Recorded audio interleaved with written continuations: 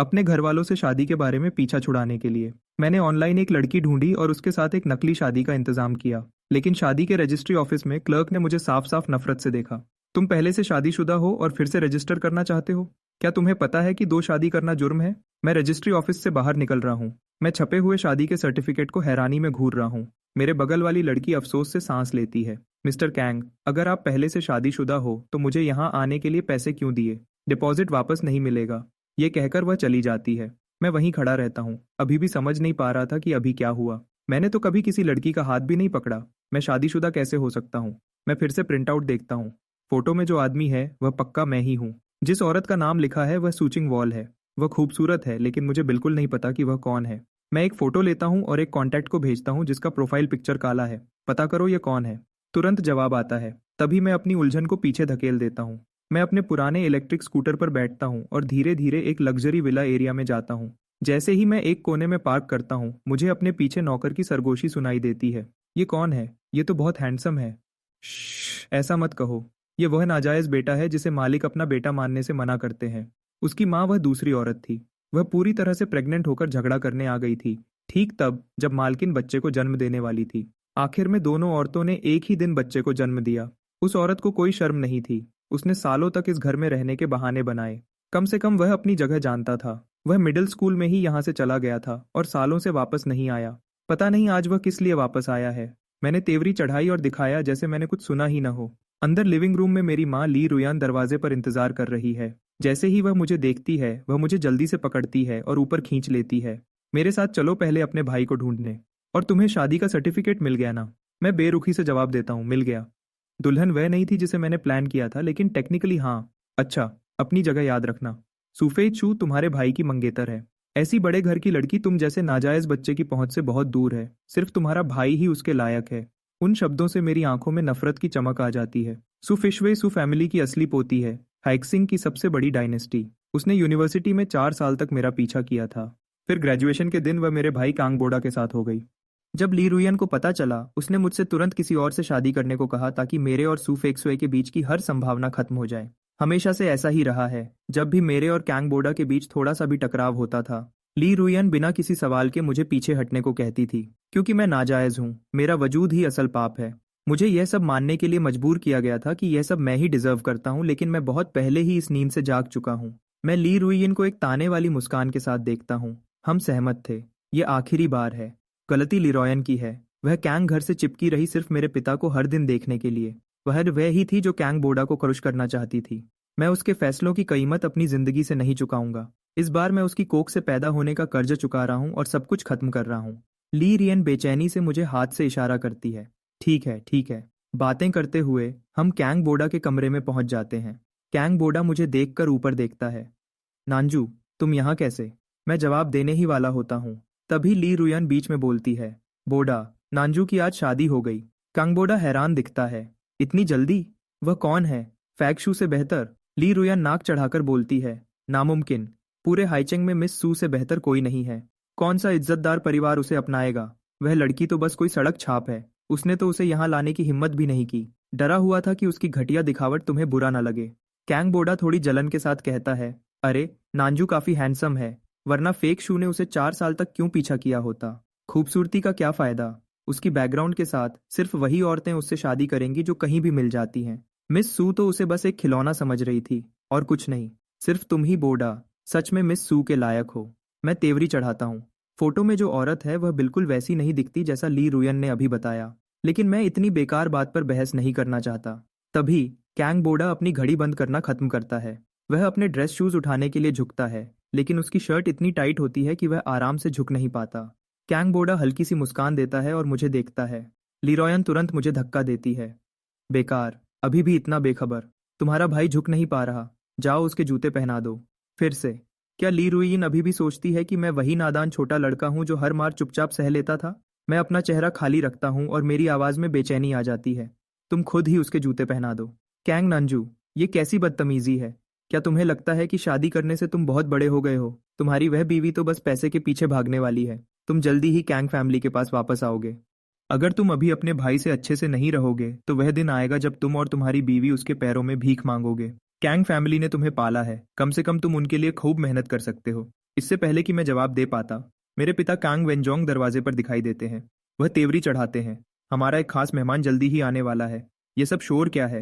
हैंगबोडा कुछ नहीं कहता। ली रुहियन नाटक करते हुए रोने लगती है। यह इस कमबख्त लड़के की वजह से है। उसने आज अपना शादी का सर्टिफिकेट ले लिया है और अब वह अपनी माँ की इज्जत नहीं करता।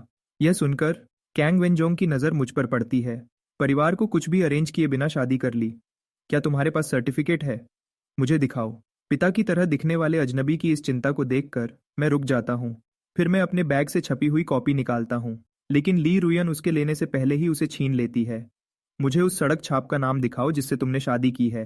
कैंगबोदा हैरानी से पूछता है। पापा, कौन आ रहा है? आप कुछ ज्यादा ही घबराए हुए लग रहे हो।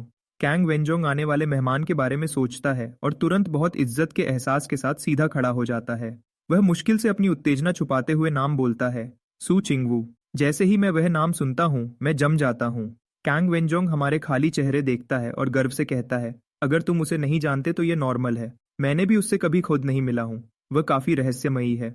वह सू फेशु की बुआ है, सिर्फ 28 साल की है और पहले ही सू फैमिली की असली ताकत है। लीरोयन हैरान होकर सांस लेती है। तो क्या वह बोडा के लिए और भी अच्छी मैच नहीं है? फैमिली का हेड किसी भी पोती से ज्यादा बड़ा होता है। कैंग वेंजोंग गुस्से से कहता है, ये क्या बकवास कर रही हो? सूचिंगवाल पहले से शादीशुदा है। मैं अपनी आंखें छोटी करता हूँ। अगर सर्टिफिकेट पर वह औरत सच में वही है तो सूचिंगवुल को कुछ पता होगा। ली रुयन थोड़ी उदास दिखती है। उसका पति कौन है? बोडा से ज्यादा खुशकिस्मत लगता है। मैं कैंग वेंजोंग को देखता हूँ। वह अपना सिर हिलाता है। कोई नहीं जानता। लगता है ना वह और ना उसका पति सोशल टाइप के हैं। कैंग वेंजोंग तेवरी चढ़ाता है। मुझे सच में नहीं पता कि वह आज इतनी जल्दी यहाँ क्यों आई है। सू फैमिली हाइचेंग की सबसे ताकतवर डायनेस्टी है और फैमिली का हेड बहुत खास जगह रखता है। कैंग फैमिली ज्यादा से ज्यादा अपर मिडिल क्लास है। ये शादी तो पहले ही कांग बोडा का अपनी औकात से ऊपर शादी करना है। सू फैमिली के हेड का सू फेक्सुई की शादी में आना ही पहले ही बहुत बड़ी बात होगी। एक सिंपल सगाई की रस्म के लिए वह खुद क्यों आएगी? ली रोयन यकीन से कहती है, यह इसलिए होगा क्योंकि बोडा इतना खास है कि सू फैमिली ने उस पर ध्यान दिया है। वह बिना पढ़ा हुआ प्रिंटआउट मेरे हाथों में वापस थमा देती है और मुश्किल से अपनी उत्तेजना छुपाते हुए कैंग बोडा का हाथ पकड़ लेती है। मैं खुद को एक ताने वाली मुस्कान देता हूँ। वह उसकी अपनी माँ से भी ज्यादा दिलचस्पी दिखा रही है। बटलर सीढ़ियों के ऊपर दिखाई देता है। साहब, सू फैमिली जल्दी ही पहुंचने वाली है। कैंग वेंजोंग तुरंत पलटता है और नीचे चला जाता है। जब वह मेरे पास से गुजरता है वह आमतौर पर कहता है, तुम बहुत समय से वापस नहीं आए हो, जाने से पहले कुछ पी कर जाना। मैं सिर हिलाता हूँ। मैं रुकना चाहता हूँ और देखना चाहता हूँ कि सूचिंगवाल कौन है। कमरे में ली रोयन कांग बोडा को अपनी अमीर दुल्हन का स्वागत करने के लिए तैयारी करते हुए देखती है, ऐसी खुशी के साथ जिसे वह मुश्किल से छुपा पा रही है। 20 साल से भी पहले अगर नानजिंगसू नहीं आई होती तो वह ही कांग वेंजोंग से शादी करती। उसने नानजिंगसू को इसके लिए कभी माफ नहीं किया, इसलिए उसने जानबूझकर हंगामा किया, नानजिंगसू के ही दिन बच्चे को जन्म देने का इंतजाम किया और हॉस्पिटल में दोनों बच्चों को बदल दिया। अब उसका बेटा आखिरकार अच्छी शादी कर रहा है और नानजिंगसू से तो यह भी उम्मीद की जाएगी कि वह उसके लिए एक अच्छा शादी का तोहफा तैयार करे। जबकि कैंग नंजू, जिसे नाजायज बच्चा कहा गया है, बिना पैसे के किसी सड़क छाप से शादी करने जा रहा है। नीचे मैं सीढ़ियों के बगल वाली अंधेरी दीवार से आलसी तरीके से टिका हुआ हूँ। मेरी आंखें दरवाजे पर टिकी हैं। सू फैमिली के आने का इंतजार कर रहा हूँ। थोड़ी देर बाद मिसेस कैंग सीढ़ियों से नीचे आती है, एक नौकर के सहारे। उन्होंने पर्पल चिपाव पहना हुआ है। उनकी बॉडी थोड़ी पतली है। उनकी पूरी शख्सियत में एक शांत और पढ़ी लिखी नजाकत है। नौकर धीरे से कहता है, मालकिन, आपकी तबीयत ठीक नहीं है, शायद आपको ऊपर आराम करना चाहिए। मिसेस कैंग खांसी के बीच अपना सिर हिलाती है। नहीं, मैं बोडा के लिए इतना खास दिन मिस नहीं कर सकती। मैं उनकी शक्ल को सीढ़ियों से नीचे उतरते हुए देखता हूँ। मेरी आंखें एक गहरी गर्माहट से भर जाती हैं। यह लगभग अजीब है। जिस इंसान को मुझसे सबसे ज्यादा नफरत करने का हक था, वह ही इस घर में एकमात्र गर्माहट थी जिसे मैं जानता था। जब मैं छोटा था, लाइब्रेरियन अक्सर मुझे खाना खिलाना भूल जाती थी। मैं मुश्किल से चलना सीखा था जब मैं कचरे के डिब्बों में खाना ढूंढ रहा था क्योंकि मैं भूखा था। एक दिन मिसेस कैंग ने मुझे ऐसा करते हुए देखा। उसके बाद वह चुपचाप हर दिन मेरे लिए बगीचे में खाना छोड़ जाती थी। उन्होंने यह 12 साल तक किया। उनकी दया के बिना मैं शायद भूखा मर जाता। उन्हें कॉरिडोर में गायब होते हुए देखकर और उनकी खांसी की आवाज सुनकर मैं चिंता से तेवरी चढ़ाता हूँ। तभी दरवाजे पर हलचल होती है। सू फैमिली आ गई है। कैंग वेंजोंग और मिसेस कैंग उनका स्वागत करने जाते हैं। थोड़ी देर की बातचीत के बाद एक पूरा जुलूस अंदर आता है। मैं सूचिंग को जैसे ही वह अंदर आती है देख लेता हूँ। वह असल में फोटो से भी ज्यादा खूबसूरत है। जैसे मेरी नजर को महसूस करते हुए वह अचानक मेरी तरफ देखती है। एक पल के लिए हमारी आंखें मिलती हैं। उसकी नजर की तेजी मेरे अंदर कुछ उतार देती है। मैं उसके चेहरे में और कुछ ढूंढना चाहता हूँ लेकिन सूचिंग हुआ अपनी नजर हटा लेती है। यह मुझे छोड़ देता है, उलझन में। क्या वह मुझे जानती है या नहीं? कांग वेंजोंग गर्मी से मुस्कुराता है। मिस सू, आपके पति कहाँ हैं? क्या वह आपके साथ नहीं आए? उन शब्दों पर मैंने महसूस किया कि सू चिंग-वुल ने फिर से मेरी तरफ देखा। वह शांति से जवाब देती है, वह नहीं आ पाए। ग्रुप रिसेप्शन रूम की तरफ बढ़ता है, बातें करते हुए। सू फेशु, जिसने 4 साल तक मेरा पीछा किया था, बड़ों के पीछे चलती है। अपनी फॉर्मल ड्रेस में वह यूनिवर्सिटी के दिनों से ज्यादा शांत और गंभीर लगती है। उसने मुझे नोटिस नहीं किया है। वह कांग बोडा के साथ धीरे धीरे बातें करते हुए बिजी है। सब लोग बैठ जाते हैं। सू चिंग-वुल खास जगह पर बैठती है और सगाई की बात शुरू हो जाती है। मैं आखिरकार वहां से बाहर निकलता हूं जहां मैं खड़ा था और रिसेप्शन रूम में जमा हुए लोगों को चुपचाप देखता हूं। फिर कोई मेरा हाथ पकड़कर खींचता है। ली रुयन मुझ पर गुस्से से बोलती है, कैंग नानजू, तुम अभी तक यहाँ क्या कर रहे हो? कहीं तुम अभी भी सुफे शुए को पसंद तो नहीं करते? साफ सुन लो, वह तुम्हारी भाभी बनने वाली है। आराम से, मुझे दूसरा आदमी बनने में कोई दिलचस्पी नहीं है। कैंग वेंजोंग ने मुझे पीने के लिए रुकने को कहा था। जब से मैं समझदार हुआ हूं मैंने उन्हें हमेशा कैंग वेंजोंग ही बुलाया है, कभी पापा नहीं। ली रुयन दांत पीसती है, वह तो बस शराफत थी। तुमने उसे सच मान लिया। तुम्हें अपनी जगह नहीं पता। मैं भी ऐसी जगह पर फैमिली को शर्मिंदा किए बिना नहीं आ सकती। और तुम्हें लगता है कि एक नाजायज बच्चा उस टेबल पर बैठ सकता है? अभी यहाँ से निकल जाओ। मैं बेचैनी से घूरता हूँ और जवाब देने ही वाला होता हूँ जब मेरी आंख सू चिंग-वॉल को अपनी जगह से उठते हुए देखती है। वह अपने फोन की तरफ इशारा करती है और बैल्कनी की तरफ जाती है। जरूर कोई कॉल होगी। मेरी आंखें तेज हो जाती हैं। मैं लीरियन को हल्का सा इशारा करता हूँ और रिसेप्शन रूम से निकलकर बैल्कनी की तरफ मुड़ जाता हूँ। जैसे ही मैं पास पहुंचता हूँ वह कॉल काट देती है और अपनी ठंडी आंखें मुझ पर घुमाती है। रुको। उस खतरनाक नजर को देखकर मेरे होंठों पर मुस्कुराहट आती है और मैं अचानक बोल उठता हूँ, जान। मैंने सूचिंग को ध्यान से देखा, कोई रिएक्शन देखने के लिए। उसके आसपास की ठंडक और बढ़ जाती है। वह बिना किसी भाव के मुझे घूरती है, फिर वह जाने के लिए मुड़ती है। मैं तेजी से आगे बढ़ता हूँ और उसका रास्ता रोक देता हूँ। सू चिंगहुआ की भौहें थोड़ी सिकुड़ जाती हैं। हटो, तुम मुझे पहचानती नहीं। वह मुझे बेपरवाह होकर देखती है। क्या मुझे चाहिए?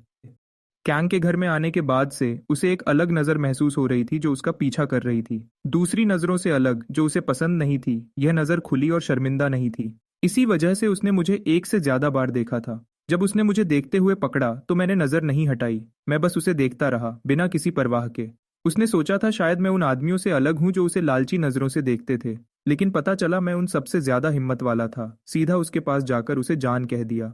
सू चिंगवू के चेहरे पर बेचैनी और बढ़ जाती है। सर, मैं शादीशुदा हूँ। कृपया ठीक से पेश आएं। मैं हैरान रह जाता हूँ। वह मुझे साफ तौर पर नहीं पहचानती। क्या रजिस्ट्री में कोई गलती हो गई है? क्या मैं पूछ सकता हूँ आपके पति कौन हैं? और उसका जवाब हमेशा की तरह ठंडा, दा तरता, तुम्हारा काम नहीं। मैं छपा हुआ सर्टिफिकेट निकालता हूँ और उसके सामने रखता हूँ। मिस सू, वहाँ जो नाम है वह आपका होना चाहिए। सू चिंगवा उस प्रिंटआउट को देखती है। उसकी आंखें दूल्हे के नाम कांग नानजू पर जाती हैं। जब वह फिर से ऊपर देखती है तो उसकी आवाज रूखी होती है। मिस्टर कैंग, अगर आप डॉक्यूमेंट्स झूठे बना रहे हैं तो कम से कम ठीक से बनाएं। यह कहकर सू चिंगवुल रिसेप्शन रूम को पूरा छोड़कर गार्डन से होते हुए कार पार्क की तरफ बढ़ जाती है। मैं उसके पीछे जाता हूँ समझाने के लिए। 2 बॉडीगार्ड्स काले कपड़ों में बाहर आते हैं और मेरा रास्ता रोक देते हैं। मैं रुक जाता हूँ और उसे आवाज देता हूँ, मिस सू, यह सर्टिफिकेट असली है। अगर आपको यकीन नहीं तो रजिस्ट्री ऑफिस में चेक कर लो। सू चिंगहुआ धीमी नहीं होती। वह कार में बैठती है और पीछे देखे बिना चली जाती है। हैंग बोडा मुझे सू चिंगवाल के पास जाते हुए देख लेता है, भले ही वह सुन नहीं पाता कि क्या बात हुई। सू चिंगहुआ को जाते देखकर मैं अपनी स्कूटर पर बैठता हूँ और उसके पीछे निकल जाता हूँ। कंग बोडा तुरंत पूछता है, मिस सू क्यों चली गई? क्या किसी ने उन्हें बुरा कहा? सू चिंगवॉल का पर्सनल असिस्टेंट मुस्कुराता है। मिस सू को कुछ जरूरी काम था, वह माफी मांगती है। कृपया यह बात अपने बड़ों तक पहुंचा देना। कैंग बोडा अदब से सर हिलाता है और असिस्टेंट को बाहर तक छोड़ता है। कैंग वेंजोंग परेशानी से पूछता है, मिस सू क्यों चली गई? क्या मेहमान नवाजी में कोई कमी थी? कैंग बोडा सोचता है कि सुफाइसू आज कितनी परेशान लग रही थी, इधर उधर देख रही थी जैसे किसी को ढूंढ रही हो। फिर वह मेरा चेहरा सोचता है और उसकी मुट्ठी कस जाती है। उसकी आंखों में कुछ बदलता है। मैंने नानजू को मिस सू को परेशान करते देखा। वह काफी गुस्से में चली गई और एक मैसेज छोड़ गई। क्या मैसेज? मिस सू ने कहा कि आपको अपने घर को ठीक से संभालना चाहिए। नानजू ने जो किया उसके बाद वह सोच रही है कि क्या सू फैमिली हमारी परवरिश पर सवाल उठाएगी। कैंग वेंजोंग का चेहरा लोहे जैसा भूरा हो जाता है। इधर मैं विला डिस्ट्रिक्ट से निकलते ही सू चिंगवॉल की कार को खो देता हूँ। जब मैं अभी भी इस बात से परेशान होता हूँ मेरा फोन बजता है। एक औरत की आवाज आती है, बॉस, मुझे सू चिंगवॉल की जानकारी मिल गई है। सू चिंगवू सू पेट्रियार्क की दूसरी बेटी है जिसके बारे में कहा जाता है कि वह बहुत सख्त और ठंडे दिल की है। इसी वजह से उसे बचपन में विदेश भेज दिया गया था। सबको लगा था कि फैमिली का काम सबसे बड़े बेटे सुफेचू के पापा को मिलेगा। किसी ने नहीं सोचा था कि सूचिंग वू पिछले हफ्ते अचानक वापस आ जाएगी। उसने किसी तरह पेट्रियार्क को अपनी जगह छोड़ने पर मजबूर कर दिया और सू ग्रुप का सीधा कंट्रोल ले लिया। मैं घूरता हूँ, उसके कॉन्टैक्ट डिटेल्स और स्केड्यूल ढूंढो। मैं उसके पास जाऊंगा। मैं फ़ोन काट देता हूँ और अपनी कनपट्टियाँ रगड़ता हूँ। ये मुश्किल होने वाला है। सू चिंगवाल बॉडीगार्ड्स के साथ सफ़र करती है। उस तक पहुंचना आसान नहीं होगा। मुझे अपना मुंह नहीं चलाना चाहिए था और उसे जान नहीं कहना चाहिए था। मैंने उसे भगा दिया। मैं लंबी सांस लेता हूँ, स्कूटर स्टार्ट करता हूँ और आराम से घर की तरफ निकल जाता हूँ। शहर के भीड़ भाड़ वाले इलाके को पीछे छोड़कर मैं बाहर के अर्बन गांव की तरफ जाता हूँ।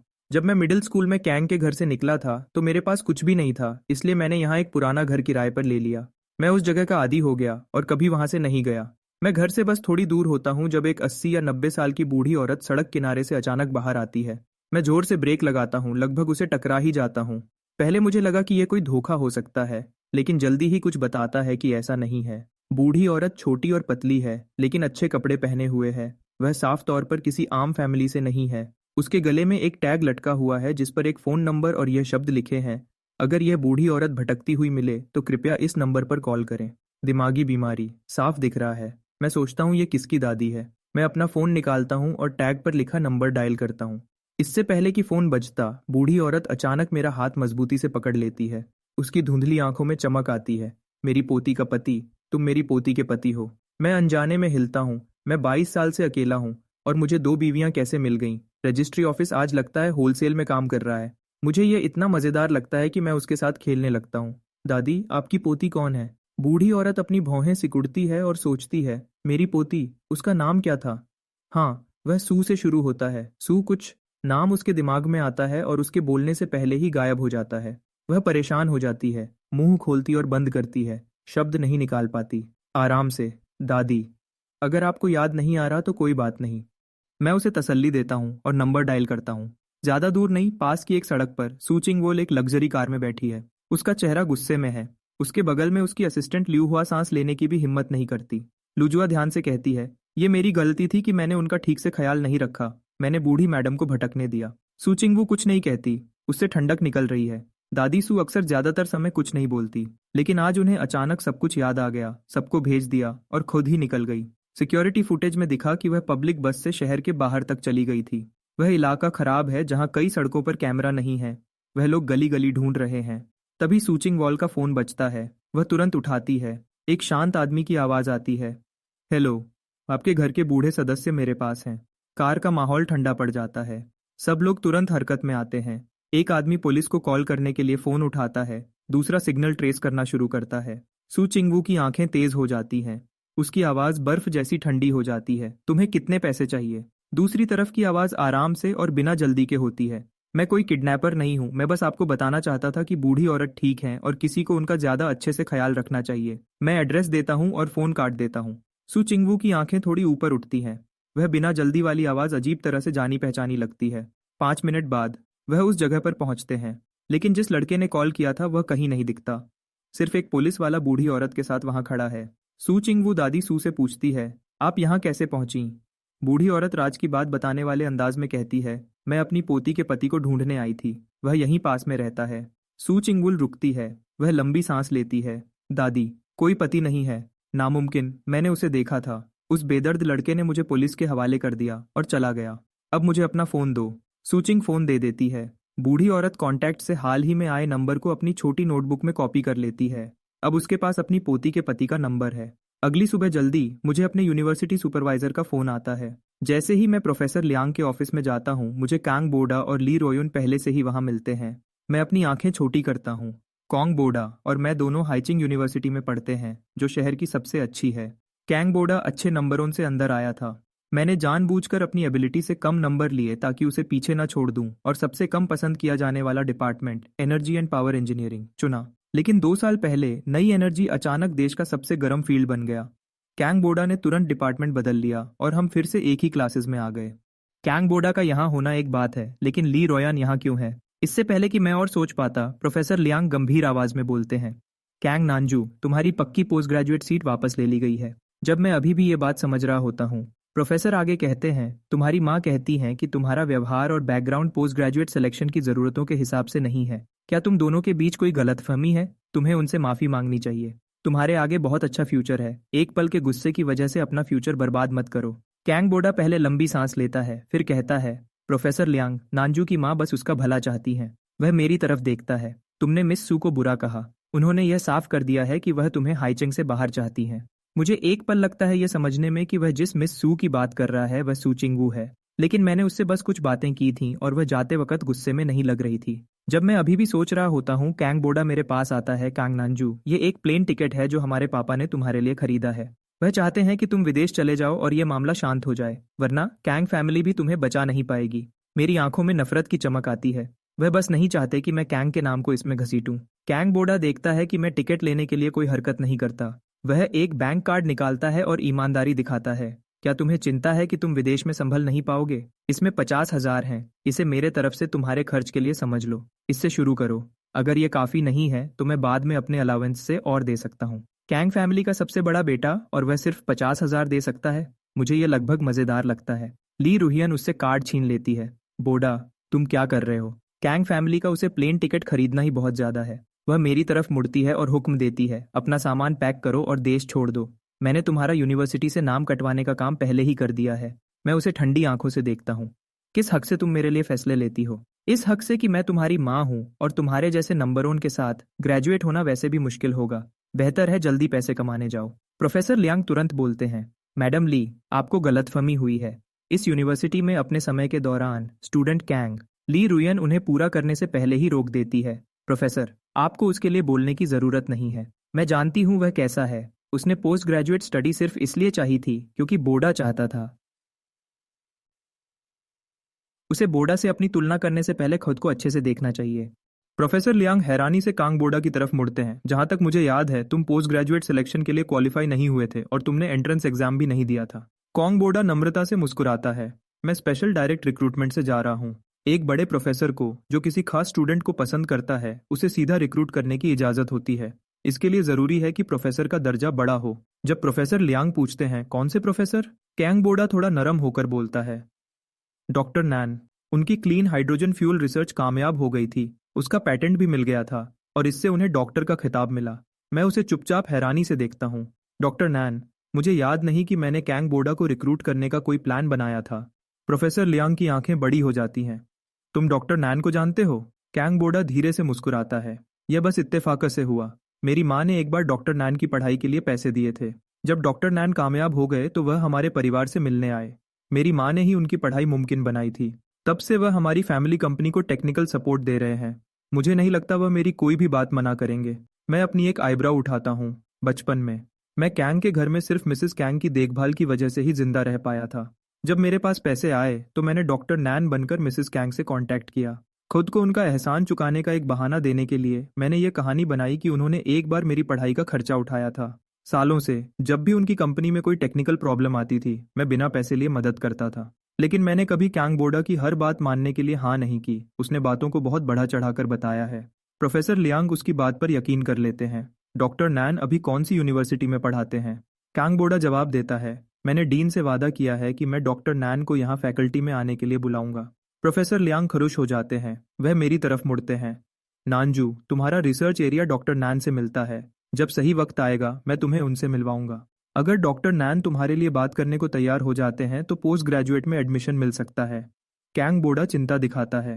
प्रोफेसर लियांग, सू फैमिली हाइचिंग की सबसे अमीर फैमिली है। वह हर साल यूनिवर्सिटी को बहुत सारा रिसर्च फंडिंग देते हैं।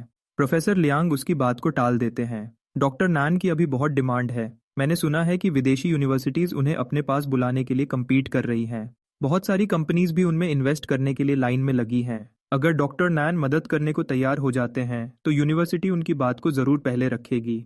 कांग बोडा नाटक करते हुए लंबी सांस लेता है। बात यह है कि डॉक्टर नैन मेरी माँ की बात मानते हैं। अगर मैं पूछता तो वह पूरी कोशिश करते मदद करने की। लेकिन नानजू मेरे पिता का नाजायज बेटा है जो मेरी माँ के इंटरेस्ट्स के खिलाफ है। नानजू, कैसा रहेगा अगर मैं तुम्हारी तरफ से डॉक्टर नैन से पूछने जाऊं? मैं ठंडे तरीके से और बिना सोचे समझे मना कर देता हूँ। इस वक्त कैंग बोडा मेरे लिए सिर्फ एक नाटक करने वाला जोकर है। मैं हल्की सी मुस्कान लाता हूँ और सीधे प्रोफेसर लियांग की तरफ मुड़ता हूँ। प्रोफेसर, आप जानते हैं कि मैं कभी पोस्ट ग्रेजुएट पढ़ाई करना नहीं चाहता था। प्रोफेसर लियांग का चेहरा उतर जाता है। उनके चेहरे पर अफसोस साफ दिखता है। उन्होंने ही मेरी काबिलियत को पहचाना था और एडमिशन के लिए बहुत जोर लगाया था।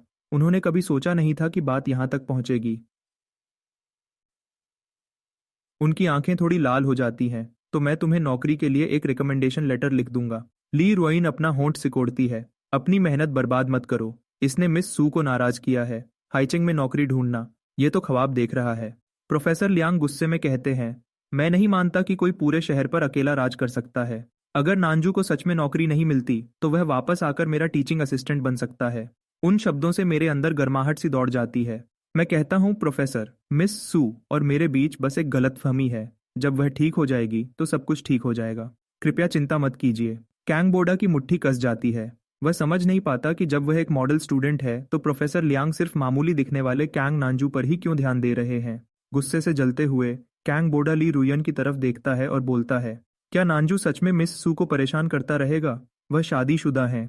इस तरह का बर्ताव तुम पर बहुत बुरा असर डालेगा। ली रूहियन बिल्कुल वैसा ही गुस्सा हो जाती है जैसा सोचा था और उसी वक्त मेरे चेहरे पर थप्पड़ मार देती है। मैं उसे हैरानी से घूरता हूँ। मैंने सोचा नहीं था कि वह प्रोफेसर ली हेंग के सामने सच में मुझे मारेगी। ली रुयन में शर्म का कोई निशान नहीं दिखता। वह मेरी तरफ उंगली दिखाती है। कुछ साल अलग रहकर तुम भूल गए कि इस घर में कैसे रहते हैं। अभी अपने भाई से माफी मांगो और वादा करो कि तुम सू फैमिली के पास कभी नहीं जाओगे। मेरी आंखों से गर्माहट चली जाती है, सिर्फ ठंडक रह जाती है। उसने मेरी पिछले दिन की कोई भी बात दिल पर नहीं ली थी। क्या वह अब भी सोचती है कि मैं वही नादान लड़का हूं जो हर बात चुपचाप मान लेता था और हर चीज में कैंगबोडा की बात मानता था? अगर समझदारी से काम नहीं बनेगा तो मुझे मत दोष देना अगर मैं पीछे नहीं हटा। कैंगबोडा के अंदर खुशी की लहर दौड़ जाती है। वह सोचता है, बचपन में तुम मेरे सामने झुकते थे। तुम्हारे बाहर जाने के बाद और यूनिवर्सिटी में दोबारा मिलने पर भी वही पुराना रूप, लेकिन अचानक इतना कॉन्फिडेंस। आज इसे अपनी जगह पर वापस आने दो। कांगबोडा अभी भी यही सोच रहा होता है जब मैं धीरे से उसकी तरफ चलता हूँ। जैसे ही उसके होंठों के किनारे पर मुस्कान आने लगती है, माफी की उम्मीद में, मैं अपना सर ऊपर करता हूँ और अपनी मुट्ठी जोर से उसके चेहरे पर मारता हूँ। कैंग का सर घूम जाता है। वह पूरी तरह से हैरान रह जाता है। ली रुयन चीखती है और आगे बढ़ती है, कैंग नंजू, तुम्हारी हिम्मत कैसे हुई उसे मारने की? मैं तेजी से मुड़ता हूँ और मुझसे कुछ खतरनाक सा निकलता है। लिरोयन जहाँ खड़ी थी वहीं रुक जाती है। तुम क्या कर रहे हो? मैं तुम्हारी माँ हूँ। तुम सच में मुझ पर हाथ नहीं उठाओगे? मेरी आवाज़ बर्फ जैसी ठंडी है। तुम कभी मेरी माँ नहीं थी, तो मुझसे बेटे जैसा प्यार की उम्मीद मत रखना। आज के बाद मेरी जिंदगी से दूर रहना, और जो कुछ भी तुम मेरे साथ करोगी मैं उसका दोगुना कंगबोडा पर वापस करूंगा। मैं प्रोफेसर लियांग को झुककर सलाम करता हूँ, उन्हें 4 साल की गाइडेंस के लिए शुक्रिया कहता हूँ और उन्हें बताता हूँ कि जब सब ठीक हो जाएगा तो मैं वापस आऊंगा। मैं मुड़ता हूँ और बिना किसी झिझक के बाहर निकल जाता हूँ। ली रुयन तभी होश में आती है जब मैं उसकी नज़र से गायब हो चुका होता हूँ। मैं अभी कैंपस के गेट से बाहर निकला ही था जब GWOL का फोन आता है। बॉस, सब पता चल गया। अब मैं समझ गया कि सू चिंग वो लोगों को क्यों कहती है कि वह शादीशुदा है लेकिन तुम्हें पहचानती नहीं। सू फैमिली बाहर से तो बहुत शानदार दिखती है लेकिन अंदर की पावर स्ट्रगल बहुत तेज है। सू फैमिली के मुखिया सबसे बड़े बेटे की तरफ थे और फैमिली को उन्हें ही देना चाहते थे। छोटी बेटी होने की वजह से सू चिंगवू को हमेशा दबाया जाता था। कुछ साल पहले मुखिया ने उसके लिए कई गलत रिश्ते तय किए थे। इससे बहुत हंगामा हुआ था। यह तभी रुका जब सू चिंगवॉल ने कहा कि उसने पहले ही एक मामूली बैकग्राउंड वाले लड़के से शादी रजिस्टर करवा ली है और उसका यह पति एक दिलचस्प शख्सियत है। वह कभी पब्लिक में नहीं दिखा और न ही सू फैमिली की किसी गैदरिंग में आया।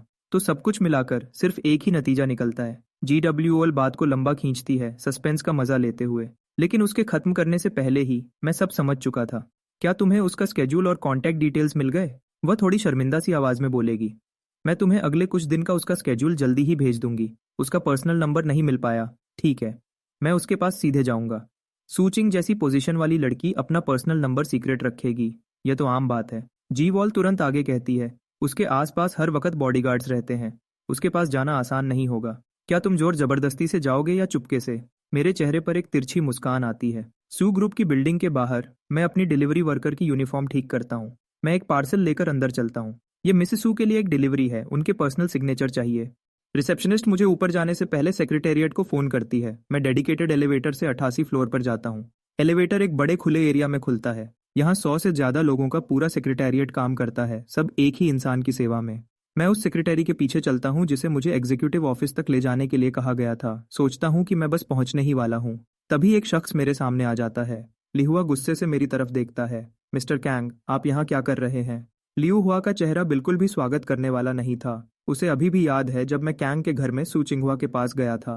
सू चिंगवेल ने इस बात का कोई इशू नहीं बनाया था और अब मैं एक डिलीवरी वर्कर बनकर वापस आया हूँ। वह 2 बॉडीगार्ड्स को इशारा करता है। यहाँ क्या हो रहा है? तुम बिना आइडेंटिटी चेक किए किसी को टॉप फ्लोर पे ले आए। इसे अभी के अभी बाहर निकालो। मैं अपना चेहरा बिल्कुल नॉर्मल रखता हूँ। आपका मतलब क्या है? क्या सू ग्रुप डिलीवरी वर्कर्स को कम समझता है? लुहुआ ठंडी हंसी हंसता है। तुम तो बातों को पलटने में उस्ताद हो। हम हर पेशे की इज्जत करते हैं, लेकिन क्या तुम डिलीवरी वर्कर हो? क्या तुम्हारे पास वर्कर आईडी है? उसके मुंह से शब्द निकले ही थे कि मैं एक वर्क आईडी निकालता हूँ।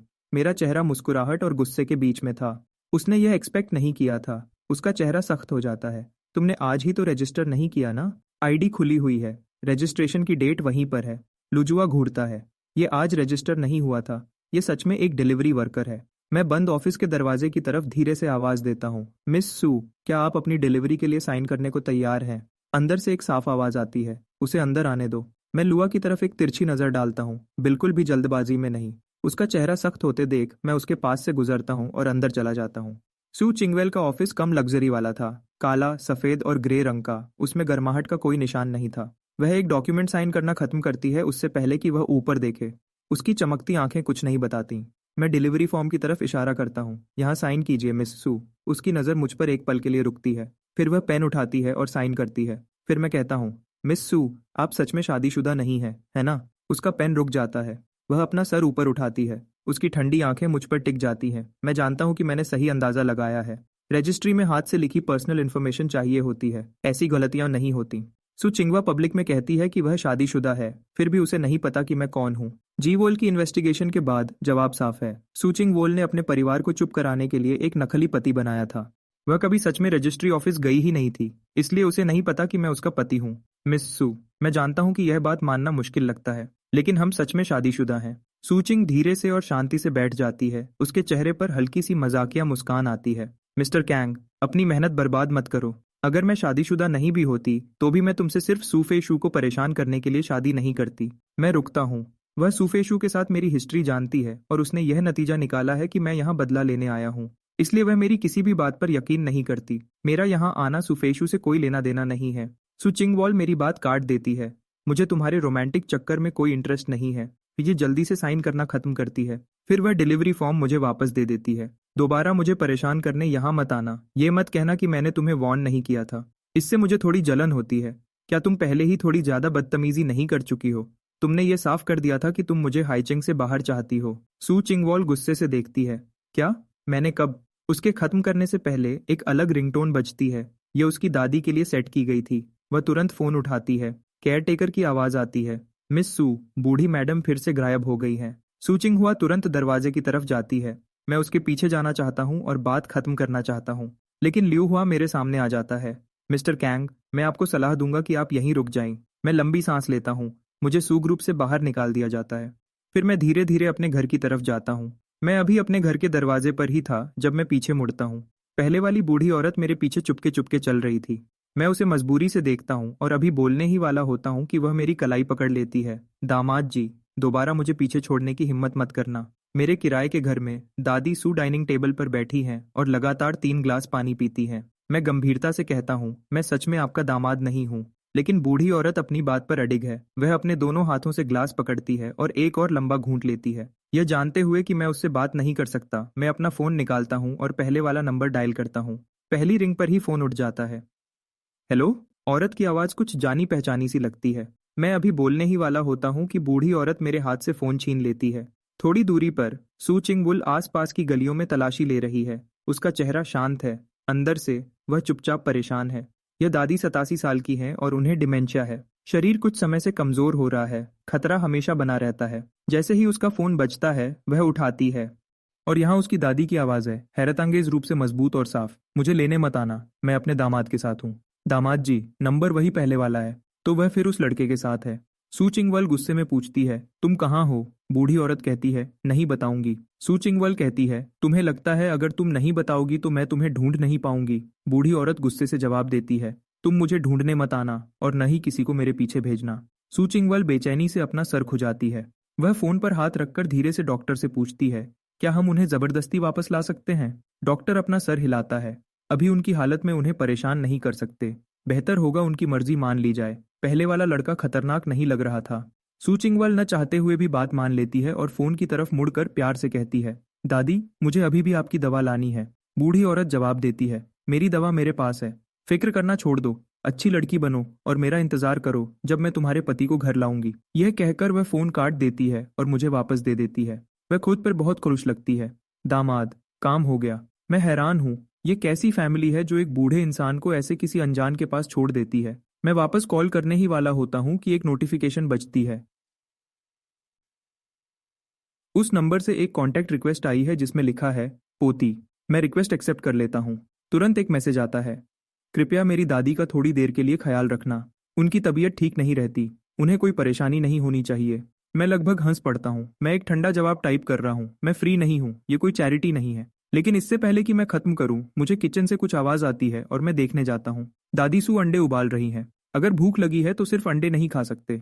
छोटी सी बूढ़ी औरत मुड़ती है। उनका झुर्रियों वाला चेहरा सबसे प्यारी मुस्कान में बदल जाता है। दामाद, एक गरम अंडा अपने चेहरे पर दबाओ, इससे सूजन कम हो जाएगी। मैं चुप हो जाता हूँ। शायद मैंने खुद ध्यान नहीं दिया था। मैंने ऐसे दिखाया था जैसे थप्पड़ का कोई मतलब नहीं था। लेकिन जब से यह हुआ था, कुछ ठंडा मेरे चारों तरफ लपेटा हुआ था जो मुझे हर चीज से दूर रख रहा था। बूढ़ी औरत के शब्दों ने उसे हटा दिया। कमरे में गर्माहट भर जाती है। मैं अपने फोन की तरफ देखता हूँ। चैट विंडो पर एक ऑरेंज नोटिफिकेशन चमक रही है। आपको $3 लाख का ट्रांसफर मिला है। नोट, एक हफ्ते का खर्चा। अगर कम पड़े तो बता देना। मैं इनपुट बॉक्स में अभी भी न भेजे गए मैसेज को देखता हूँ। अच्छा हुआ वह भेजा नहीं गया।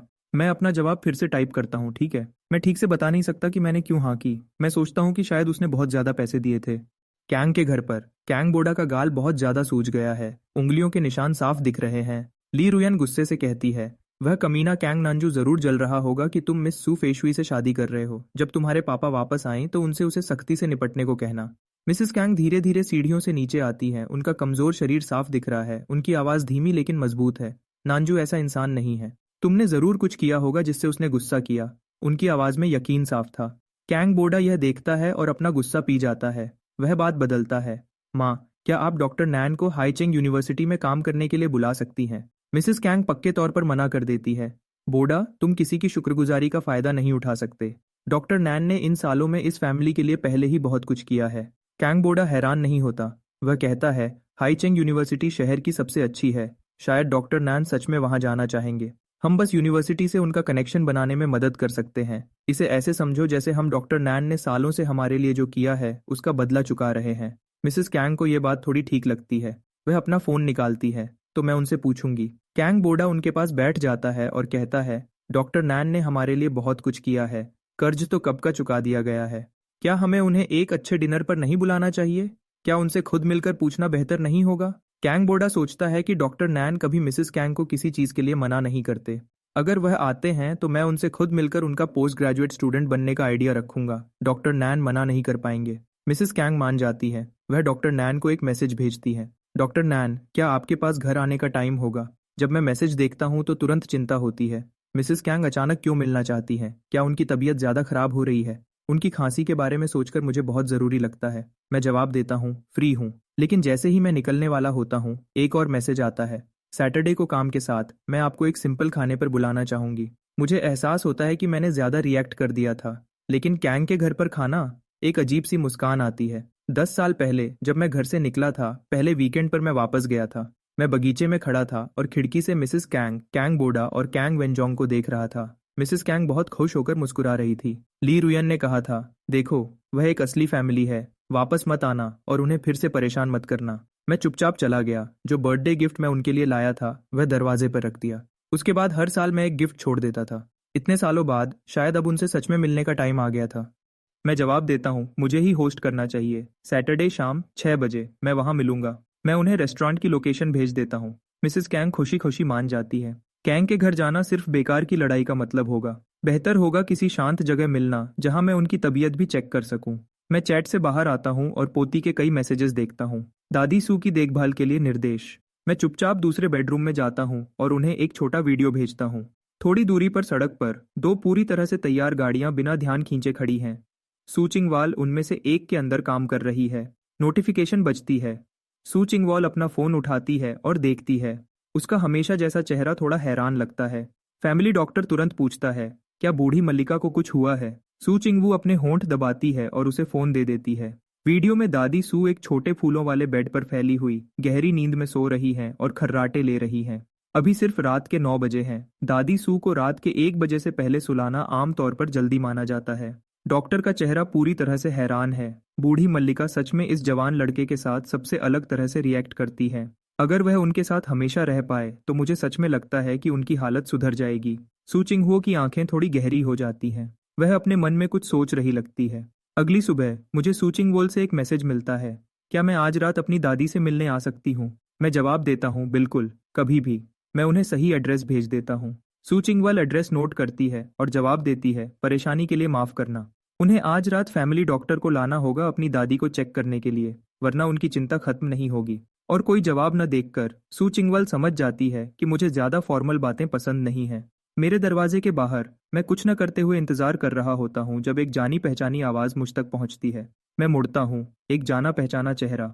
यह सुफेई शू है। वह चेहरा जिसे मैं गर्म और ख्याल रखने वाला याद करता था, अब मुझे गुस्से से देख रहा है। यूनिवर्सिटी में मैं हमेशा अकेला रहता था, एक अकेला इंसान। सुफेद शू गर्म और मिलनसार थी, हमेशा मेरी तरफ आती थी। वह मेरी एक लौटी असली दोस्त थी। अब हमारे बीच की हालत अजीब है। मैं हिचकिचाता हूँ, फिर पूछता हूँ, क्या कुछ गलत है? सूफे वह ठंडी हंसी हंसती है। कैंग बोडा ने मुझे तुम्हारे बैकग्राउंड के बारे में बताया। तुमने इसे क्यों छुपाया? मैं दूसरी औरत और नाजायज बच्चों से सबसे ज्यादा नफरत करती हूँ, और मैं यहाँ तुम जैसे किसी के पीछे 4 साल तक बेवकूफों की तरह भाग रही थी। क्या तुम्हें यह मजेदार लगा? मेरे सीने में कुछ जोर से कस जाता है। उसके अपने माँ बाप की शादी में परेशानी थी। खबरों के मुताबिक एक नाजायज बेटी भी शामिल थी, और फिर भी कैंग बोडा को मेरे बैकग्राउंड के बारे में सिर्फ कहना पड़ा और 4 साल की दोस्ती टूट गई। मैं पीछे हट जाता हूँ और हमारे बीच दूरी बना लेता हूँ। सूफेस शू आगे बढ़ती है। क्या तुम्हें मुझसे कुछ नहीं कहना? क्या समझाऊं? ये समझाऊं कि मैं नाजायज क्यों हूँ, या यह कि मैंने ली रोइन के शरीर से पैदा होना क्यों चुना? मैं एक छोटी बेआवाज हंसी हंसता हूँ और जाने के लिए मुड़ता हूँ। अगर वह मेरे जन्म से आगे नहीं देख सकती तो दोस्ती का कोई फायदा नहीं। मेरी पक्की सोच सुफे शुए के अंदर कुछ गड़बड़ कर देती है। वह मुझे दूर जाते देखती है और उसके अंदर कुछ घबराहट होती है। बिना सोचे वह हाथ बढ़ाती है और मेरी कलाई पकड़ लेती है। तुम जा नहीं सकते। मैं पीछे देखता हूँ, क्या है? सूफे शू का चेहरा सख्त हो जाता है। उसे मेरा यह दूर और अलग रूप पसंद नहीं आता। उसे अपने अंदर कुछ बचाव वाला एहसास होता है। वह सोचती है, मैंने ही पहले छोड़ा था। यह ऐसा क्यों लग रहा है जैसे मुझे ही छोड़ दिया गया है? यह सोच उसके सीने में लिए वह मजाक उड़ाने वाले अंदाज में कहती है, अभी भी छोटे मोटे काम कर रहे हो? अभी तक कोई अच्छी नौकरी नहीं मिली? क्यों ना मेरे पर्सनल असिस्टेंट बनकर काम करो? मैं अपनी कलाई छुड़ाता हूँ और ठंडे तरीके से मना कर देता हूँ। मुझे नहीं लगता कि मैं ठीक रहूंगा। सुफेचू आगे कहती है, इसमें ज्यादा कुछ नहीं होगा। मेरे पास ऑफिस के पास एक अपार्टमेंट है। तुम बस वहां रहो और मेरी रोज की जरूरतों का ख्याल रखो। 50,000 महीना, क्या यह काफी है? मेरी आंखें ठंडी हो जाती हैं। तुम मुझे रखेल बनाना चाहती हो? सुफेशु हंसी उड़ाती है कि तुम इसके लिए जरूर क्वालिफाइड होगे। तुम्हारी माँ आखिर दूसरी औरत थी। उस माहौल में पले बड़े हो, यह तो फैमिली में ही चलता है। मुझे यकीन है तुम बहुत प्रोफेशनल होगे। मैं उसे धक्का देता हूँ। मेरी आवाज बर्फ जैसी हो जाती है, ज्यादा मत करो। लेकिन वह गुस्सा नहीं होती। वह मुस्कुराती है। उसकी आंखों में कुछ जुनूनी और परेशान करने वाला है। कैंग नानजू, मेरा यकीन करो, देर सवेर तुम किसी न किसी के खिलौने बनोगे। तो मुझे ही क्यों नहीं चुनते? कम से कम मैं पुराने वक्त की खातिर तुम्हारे साथ नर्म रहूंगी। मैं तुम्हें सोचने का टाइम दूंगी। जब तुम अपना मन बदलो तो मेरे पास आना। यह कहकर वह मुड़ती है और चली जाती है। मैं खुद पर हंसता हूँ।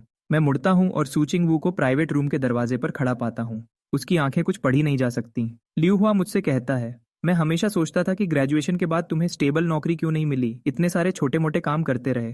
तो यह सू फिशरवे का दबाव था जिसकी वजह से यह हुआ। मैं उसे उलझन में देखता हूँ।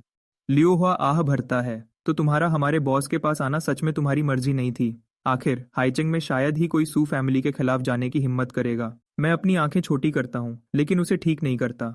2 दिन बाद यह सच में पहली बार है जब हम में से किसी ने शांति से बात की है। लियू हुआ धीरे से सूचिंग वाल से कहता है, क्या हमें उसकी मदद करनी चाहिए? वह काफी बेचारा लगता है।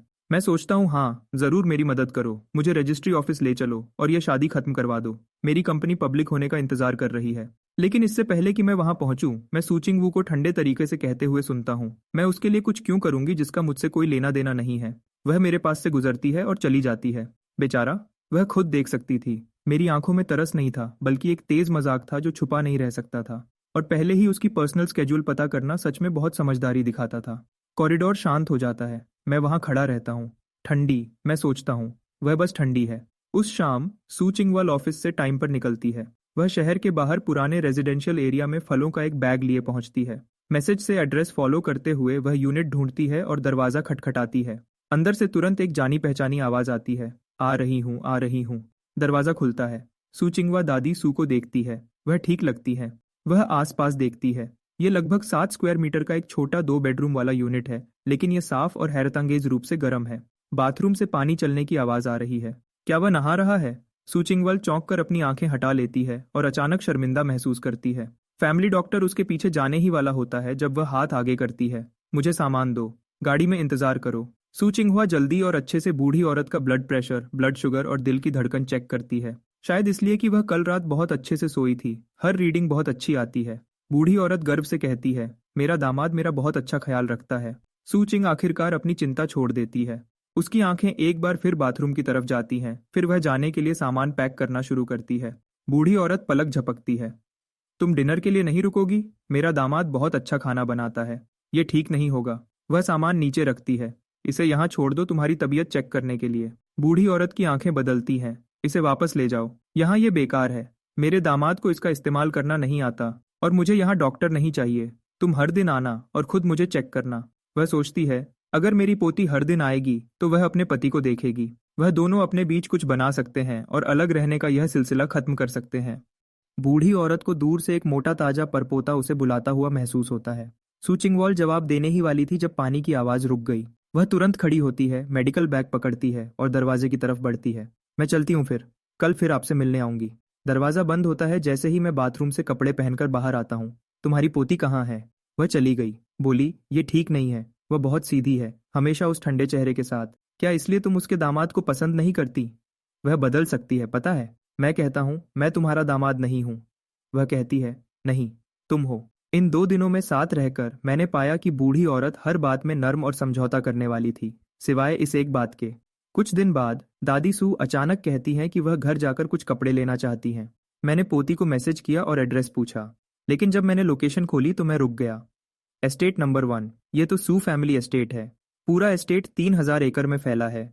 सू फैमिली का पुराना घर ही 2000 से ज्यादा एकड़ में है। यह हाइचेंग का सबसे मशहूर अमीर इलाका है। मैंने सोचा था कि बूढ़ी औरत छोटे विलाज में से किसी एक में रहती होगी। मुझे कभी ख्याल नहीं आया कि वह एक सू थी। लेकिन जब हम पहुंचे तो मैंने बड़े खूबसूरती से बने काले गेट को देखा, उसकी पुरानी खूबसूरती और शाही शान के साथ। और मैं रुक रुक कर कहता हूँ, दादी, क्या यह सच में आपका घर है? बूढ़ी औरत ने नींद में पलक झपकाई। उसकी नजर धुंधली थी। दामाद, मुझे ठीक से याद नहीं। मेरे पास पोती को मैसेज करने के अलावा कोई चारा नहीं था। जवाब तुरंत आता है, जहां हो वहीं रहना। मैं अभी आती हूँ। मैंने देखा कि सबसे करीब वाली पड़ोसी प्रॉपर्टी भी कम से कम 5 मिनट की ड्राइव पर है। ये घूमने फिरने की जगह नहीं है। मैंने दादी सू को पास के पत्थर के बेंच पर बैठने में मदद की। एक लग्जरी कार हमारे सामने आकर रुकती है। कैंग, बोडा और ली रूई बैकसीट से बाहर निकलते हैं और सीधे हमारी तरफ आते हैं। ली रूई इनकी भौहें कसी हुई हैं। कैंग, नानजू, मुझे पता था। तुम यहाँ क्या कर रहे हो? वह आज कैंग बोडा के साथ सू एस्टेट में मिलने आई थी और दूर से गेट के बाहर एक नौजवान को घूमते हुए देखा था। उसे उम्मीद नहीं थी कि वह सच में मैं हूंगा। कैंग बोडा बंद गेट को देखता है। नानजू, क्या तुम फिर से मिस सू चिंगवुल को परेशान करने आए हो? इस पर ली रुयन भड़क उठती है। तुम बेशर्म! क्या तुम्हें पता है आज क्या है? अभी के अभी यहाँ से निकल जाओ। अगर तुमने बोडा की फैमिली इंट्रोडक्शन खराब की तो मैं तुम्हें नहीं छोड़ूंगी। मैं उनसे जितना तंग आ चुका हूँ। दादी सू यहाँ है। मैं कोई तमाशा नहीं चाहता। मैंने अपनी जलन को दबाया और सीधे से कहा, मैं बूढ़ी औरत को घर छोड़ने आया हूँ। हम गलत मोड़ पर आ गए थे। कैंग बोडा बिना सोचे कहता है, क्या यह तुम्हारी पत्नी की दादी नहीं है? वह यहाँ कैसे रह सकती हैं? मैंने पलट कर कहा, क्यों नहीं, क्या यह एस्टेट तुम्हारा है? ली रुयन मुझ पर बरसती है। तुम्हें क्या लगता है तुम किसे बेवकूफ बना रहे हो? तुम्हारी गरीब पत्नी की दादी यहाँ रहती है। वह सीधे बूढ़ी औरत की तरफ मुड़ती है। बूढ़ी औरत, अगर आप यहाँ रहती हैं तो बताइए आपका कौन सा विला है? मैं गुस्से में देखता हूँ और बोलने ही वाला होता हूँ जब बूढ़ी औरत अचानक खड़ी हो जाती है। मुझे अब याद आया, ये मेरा घर है। दामाद, मुझे अंदर ले चलो। वह मेरा हाथ पकड़ती है और मुझे गेट की तरफ खींचती है। हम अभी भी एंट्रेंस से लगभग 100 मीटर दूर हैं। कैंग बोडा कहता है, नानजू, इतने बहाने, और फिर भी बात इस बूढ़ी औरत को सू एस्टेट में घुसने का जरिया बनाने पर आ गई। मैं रुकता हूँ और गेट की तरफ देखता हूँ। जब से मैंने इसे पहली बार देखा था तब से एक शक बन रहा था, लेकिन मैं उन मैसेजेस में मिली नर्म ख्याल रखने वाली पोती को उस ठंडी और सख्त सू चिंगू से जोड़ नहीं पा रहा था। हो सकता है बूढ़ी औरत को गलत एड्रेस याद हो। मैं फिर से चेक करने ही वाला था जब ली रुयान आगे बढ़ती है और दादी सू की तरफ हाथ बढ़ाती है। ऐसे झूठ के साथ आना? बेशर्म! तुम सू एस्टेट में गड़बड़ करने की हिम्मत मत करना। मैं चौंक जाता हूँ। एक हाथ दादी सू के गिर्द लपेटता हूँ, दूसरे से ली रुहियन को पकड़ता हूँ। मैं उसे जोर से पीछे धकेलता हूँ। बूढ़ी औरत इस उम्र की है, वह हल्की सी चोट भी नहीं सह सकती। ली रुहियन कई कदम पीछे लड़खड़ाती है। जब वह संभलती है तो चिल्लाती है, तुमने सच में अपनी माँ को इस बूढ़ी चुड़ैल के लिए मारा? मैंने उसे नजरअंदाज किया और तुरंत दादी सू को चेक किया। बूढ़ी औरत ने अपनी जिंदगी में कभी ऐसी बात नहीं सुनी थी। वह पूरी तरह कांप रही थी, उसका शरीर उसके कंट्रोल से बाहर हिल रहा था। मैंने उन्हें संभाला। मैंने उनकी जेब से जल्दी असर करने वाली दिल की दवा निकाली। मैंने बॉटल खोली, वह खाली थी। मेरी आंखें सिकुड़ जाती हैं। उनकी हालत नाजुक है, सीने पर दबाव सिर्फ आखिरी चारा होना चाहिए। उन्हें दवा चाहिए। मैंने अपनी नज़र गेट की तरफ घुमाई। सू फैमिली के पास दवा होगी। अगर वह सू नहीं भी हैं तो वह पड़ोसी हैं। वह किसी को अपने दरवाजे पर मरने नहीं देंगे। मैंने उन्हें अपनी बाहों में उठाया। डरो मत दादी, मैं आपको आपकी दवा के लिए ले जा रहा हूँ। लेकिन कैंग बोडा अचानक मुझे रोकने के लिए आगे बढ़ता है। वह मेरा हाथ जोर से पकड़ता है। नांजू, ये बंद करो, सू फैमिली तुम्हें अंदर नहीं जाने देगी। वह बूढ़ी औरत को देखता है। उसकी आंखों में कुछ अंधेरा सा गुजरता है। वह सोचता है, इनकी हालत ठीक नहीं लग रही, शायद यह बच न पाए। और अगर यह यहाँ मर जाती है, कैंग नांजू की पत्नी इसके लिए उससे नफरत करेगी। इस पल मेरे अंदर एक गुस्सा उमड़ रहा था जिसे मैं मुश्किल से रोक पा रहा था। मैंने उसे जमीन पर लात मारी। अगले ही पल कुछ मेरी टांग से लिपट जाता है। ली रोहन जमीन पर है। उसने अपने दोनों हाथों से मेरी टांग को पूरी ताकत से पकड़ रखा है। वह चिल्लाती है, मैं मर जाऊंगी, मेरा अपना बेटा मुझे मार रहा है। मैं मर जाऊंगी, पर इस बूढ़ी औरत को सू फैमिली पर धोखा नहीं करने दूंगी। मैं गुस्से से कांप रहा हूँ, लेकिन दादी सू मेरी बाहों में है। मैं खुद को छुड़ा नहीं पा रहा। तभी एक काली लग्जरी कार पास आकर रुकती है। सू चिंगवाल बाहर निकलती है। यहाँ क्या हो रहा है? कैंग बोडा कहता है, मिस सू, नांजू इस मरती हुई बूढ़ी औरत का इस्तेमाल करके सू एस्टेट में जबरदस्ती घुसने की कोशिश कर रहा है। मैंने उसे रोकने की कोशिश की, लेकिन रोक नहीं पाया। मैं धीरे से पलटता हूँ। जब सू चिंगवाल देखती है कि मैंने किसे पकड़ा हुआ है तो उसकी आंखें तेजी से सिकुड़ जाती हैं। उसका चेहरा शांत रहता है, अंदर से वह बहुत डरी हुई है। दादी सू वह इंसान है जिसके वह इस दुनिया में सबसे करीब है। उनकी सेहत पिछले कुछ सालों से लगातार खराब हो रही है। डॉक्टर ने पहले ही इशारा दे दिया है कि वह शायद इस साल न बच पाएं।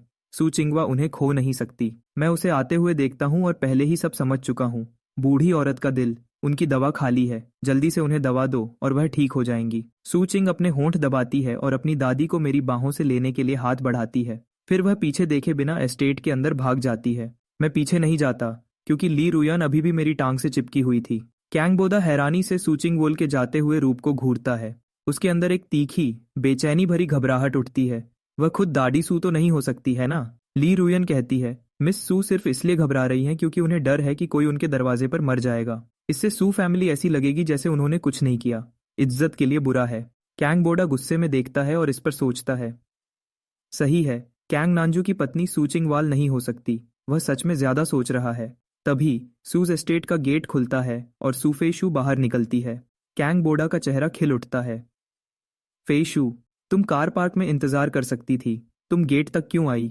सू फेशू के चेहरे पर थोड़ी नाराजगी थी। कैंग बोडा ने मैसेज किया था कि वह लगभग पहुंच गया है, लेकिन कहा कि तोहफे बहुत ज्यादा हैं उठाने के लिए और उससे मदद करने को कहा।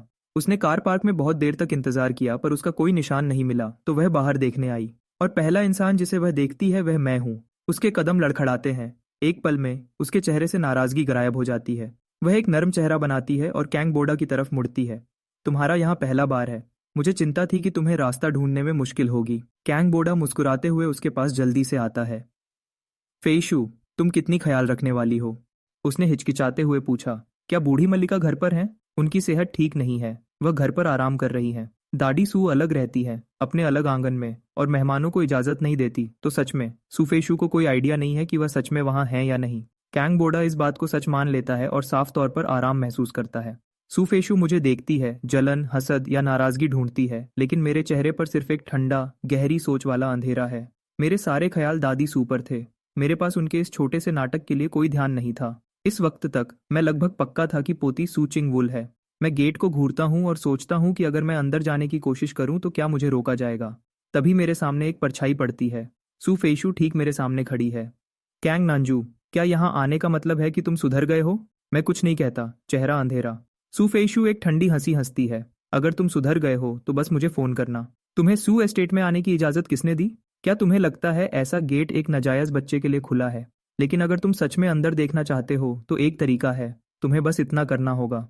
उसके खत्म करने से पहले कैंग बोडा बीच में बोलता है, फेशी, तुम्हें गलतफहमी हो गई है। नांजू अपनी पत्नी की दादी का इंतजार कर रहा है। बूढ़ी औरत को अचानक दिल का दौरा पड़ा था। मिस सू चिंगवू उन्हें इमरजेंसी इलाज के लिए अंदर ले गई हैं। सू फेशु पलक झपकाती है। क्या? उसकी पत्नी? कैंग बोडा हल्के से कहता है, हाँ, मैं तुम्हें बताना भूल गया था, नांजू की शादी हो गई है। सू फेशु की आंखें तुरंत लाल हो जाती हैं। वह दांत पीसकर कहती है, कैंग नांजू, वह कौन है? मेरी आंखों में साफ तौर पर नफरत दिखती है। सू फेशु, मेरी पत्नी कौन है इसका तुमसे कोई लेना देना नहीं है। सू फेशु की आवाज तेजी से ऊंची हो जाती है। कैसे इसका मुझसे कोई लेना देना नहीं है?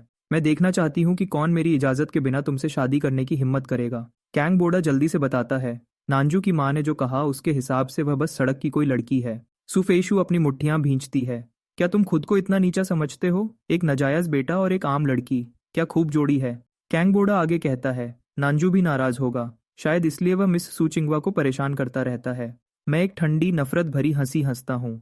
कैंग बोडा, तुम खुद को कैंग फैमिली का सबसे बड़ा बेटा कहते हो, फिर भी तुम्हारा दिमाग एक गंदी नाली है। कैंग बोडा का चेहरा सख्त हो जाता है। वह अपनी मुट्ठी कसता है और नाटकी चिंता के साथ आह भरता है। मैं जानता हूँ तुम ये फेशु और मुझसे बदला लेने के लिए कर रहे हो, लेकिन मिस सू चिंगवू की पहले ही शादी हो चुकी है। तुम्हें किसी और की शादी तोड़ने की कोशिश नहीं करनी चाहिए।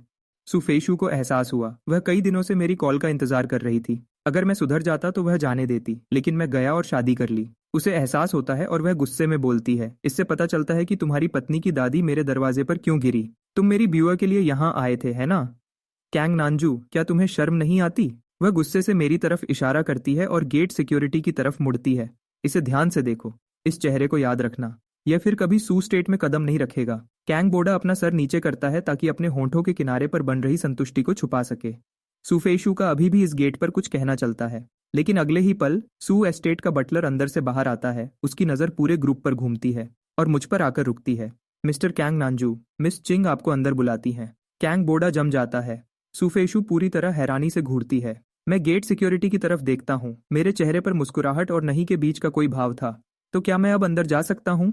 गार्ड सुफेशु पर एक सावधानी भरी नजर डालता है, फिर बिना हिचकिचाए गेट खोल देता है। वह अच्छे से जानता है कि इस घर में असली ताकत किसके पास है।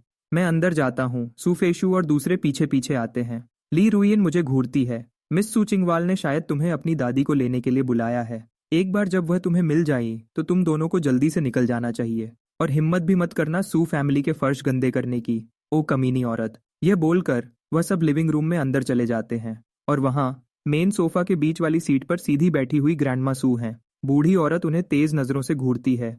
तुम बुरी औरत, किसे कमीनी कह रही हो?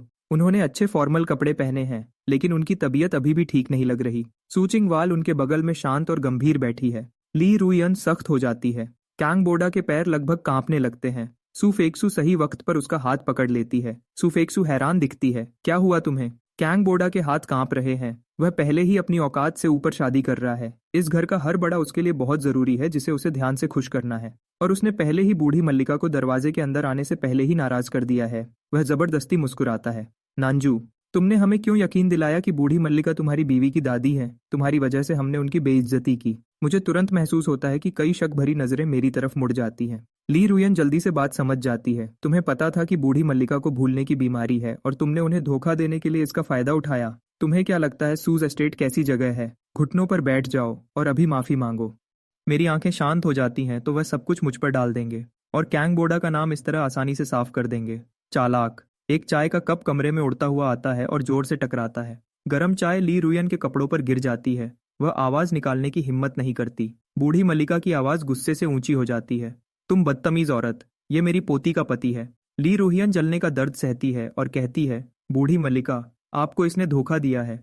मुझे पूरा यकीन है कि उसकी बीवी कोई नहीं है। बहस करने की जरूरत नहीं है। सीधे उस इंसान से क्यों नहीं पूछ लेते? सुफेशु की माँ बगल से बोलती है। चिंगहुआ, क्या यह सच में तुम्हारा पति है? मैं चुपचाप सुचिंगवोल को देखता हूँ और वह जवाब सुनता हूँ जिसकी मुझे उम्मीद थी। नहीं। कितनी एहसान फरामोश औरत है। कांग बोडा का चेहरा साफ राहत के साथ खुशी से चमक उठता है। ली रोयन अपना होंठ सिकोड़ती है। मुझे पता था, यह सब कैंग नांजू की करतूत है। मैं हल्की ठंडी हंसी हंसता हूँ और जवाब देने ही वाला होता हूँ जब सुचिंगवाओ आगे कहती है, मेरी दादी ने उसे किसी और को समझ लिया था जिसे वह जानती थी, इसलिए मैंने मिस्टर कैंग से कहा था कि वह थोड़ी देर के लिए उनका ख्याल रखें। सब लोग चुप हो जाते हैं। किसी ने इसकी उम्मीद नहीं की थी। थोड़ी देर बाद कैंग बोडा अपना सर झुकाता है और कहता है, अच्छा नांजू, तुमने हमें यह बताया क्यों नहीं? अगर तुम बता देते तो यह गलतफहमी होती ही नहीं। सू चिंगवाल सोफा पर आराम से बैठ जाती है। उसका अंदाज आम है, लेकिन जब वह बोलती है तो उसकी मौजूदगी सब पर हावी हो जाती है। मिस्टर कैंग बोडा, जब मुश्किल आती है तो दूसरों के पीछे छुपना और इल्जाम किसी और पर डाल देना, क्या कैंग फैमिली अपने बच्चों को यही सिखाती है? ग्रैंडमा सू तुरंत गुस्से से कहती है, तो तुम्हें लगता है कि मेरे दिमाग में कुछ कमी है तो मैं तुम्हारे छोटे मोटे खेल नहीं समझ सकती? तुमने गलती की, तुम्हें कोई अफसोस नहीं, और फिर तुम किसी और को अपने साथ नीचे गिराने की कोशिश करते हो। तुम दोनों को शर्म नहीं आती? ग्रैंडमा सू सीधे सू फेशुए को देखती हैं। सगाई तोड़ दो, मैं इस आदमी को अपनी पोती के पति के रूप में नहीं मानूंगी। कैंग बोडा पूरी तरह सख्त हो जाता है। उसने इस सगाई के लिए इतनी लंबी और इतनी मेहनत की थी, ये ऐसे ही खत्म नहीं हो सकती। वह सू फेशु को देखता है, लेकिन उसकी नजरें अभी भी मुझ पर हैं। वह साफ तौर पर अभी तक ठीक नहीं हुई है, यह जानकर कि मैं शादीशुदा हूँ। उसके झटके और गुस्से से कैंग बोडा अपनी मुट्ठी कस लेता है, सुफेचू के पास जाता है और कहता है, फेशु, यह मेरी गलती है। फिक्र मत करो, अगर सगाई टूट भी जाती है तो भी वह मुलाकात जो मैंने तुमसे वादा की थी वह जरूर होगी। सुफिशी होश में आती है। कैंग बोडा अभी भी उसे डॉक्टर नान से मिलवाने वाला है। नए एनर्जी प्रोजेक्ट्स के इस दौर में डॉक्टर नान सबसे बड़े नामों में से एक है। वह जल्दी से ग्रैंडमा सू की तरफ मुड़ती है। बड़ी दादी, कैंग बोडा को कुछ पता नहीं था, कृपया उसे माफ कर दीजिए। और वैसे भी सगाई के तोहफे पहले ही बदल चुके हैं, अब सगाई तोड़ना सबके लिए अजीब होगा। ग्रैंडमा सू उसे देर तक देखती है। जो तुम्हारी मर्जी।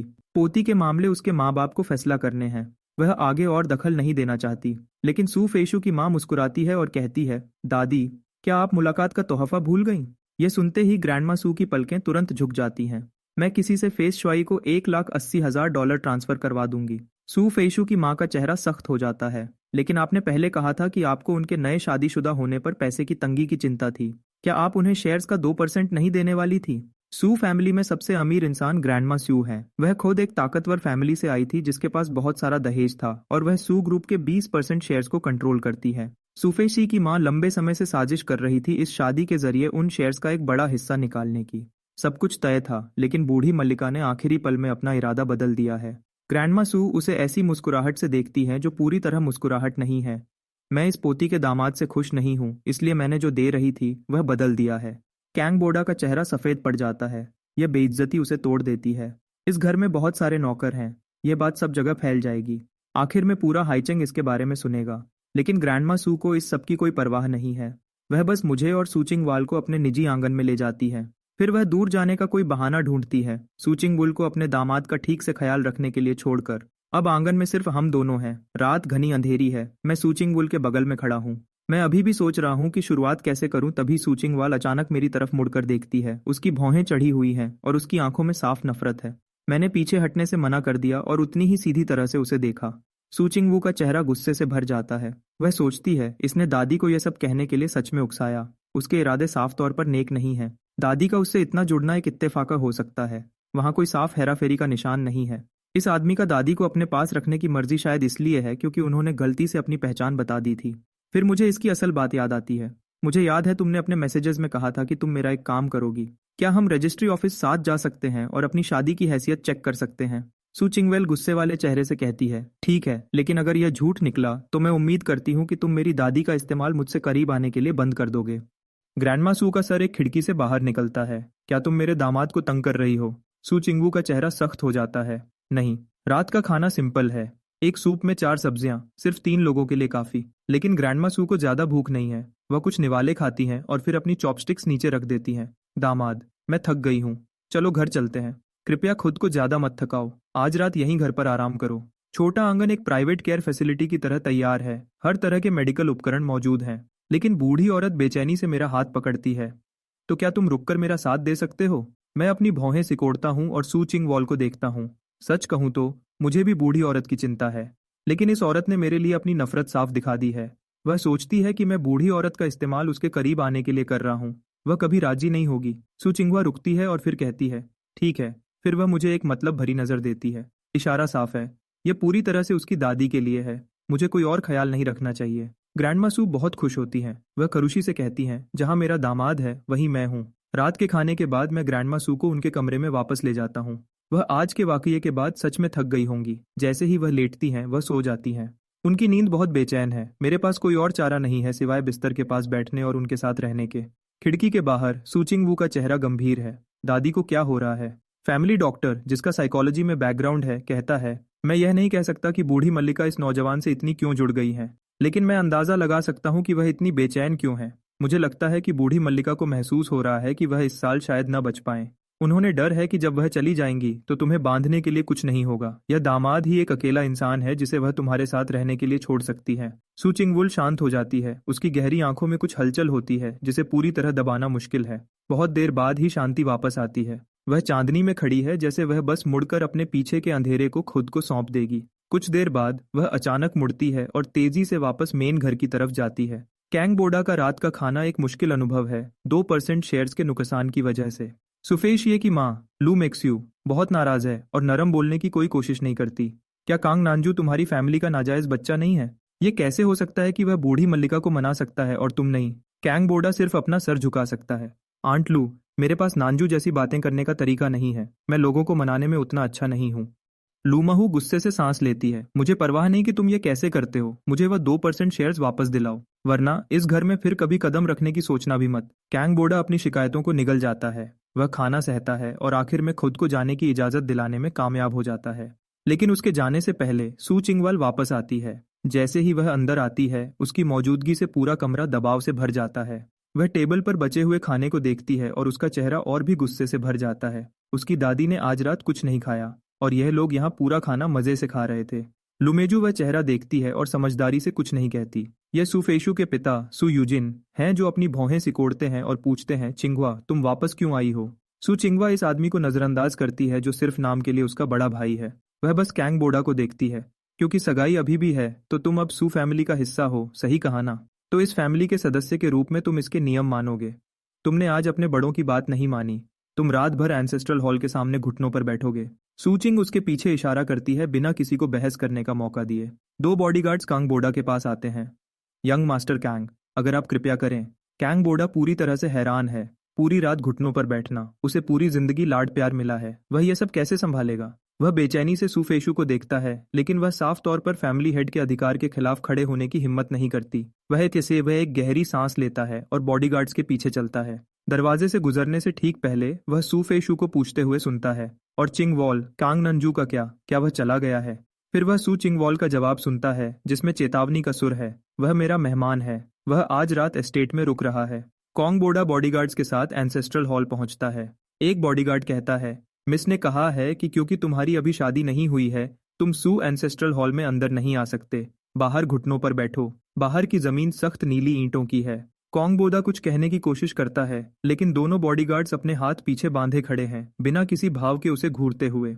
अक्टूबर का महीना है। रातें पहले ही ठंडी हैं। कैंग बोडा लगातार कांपता है।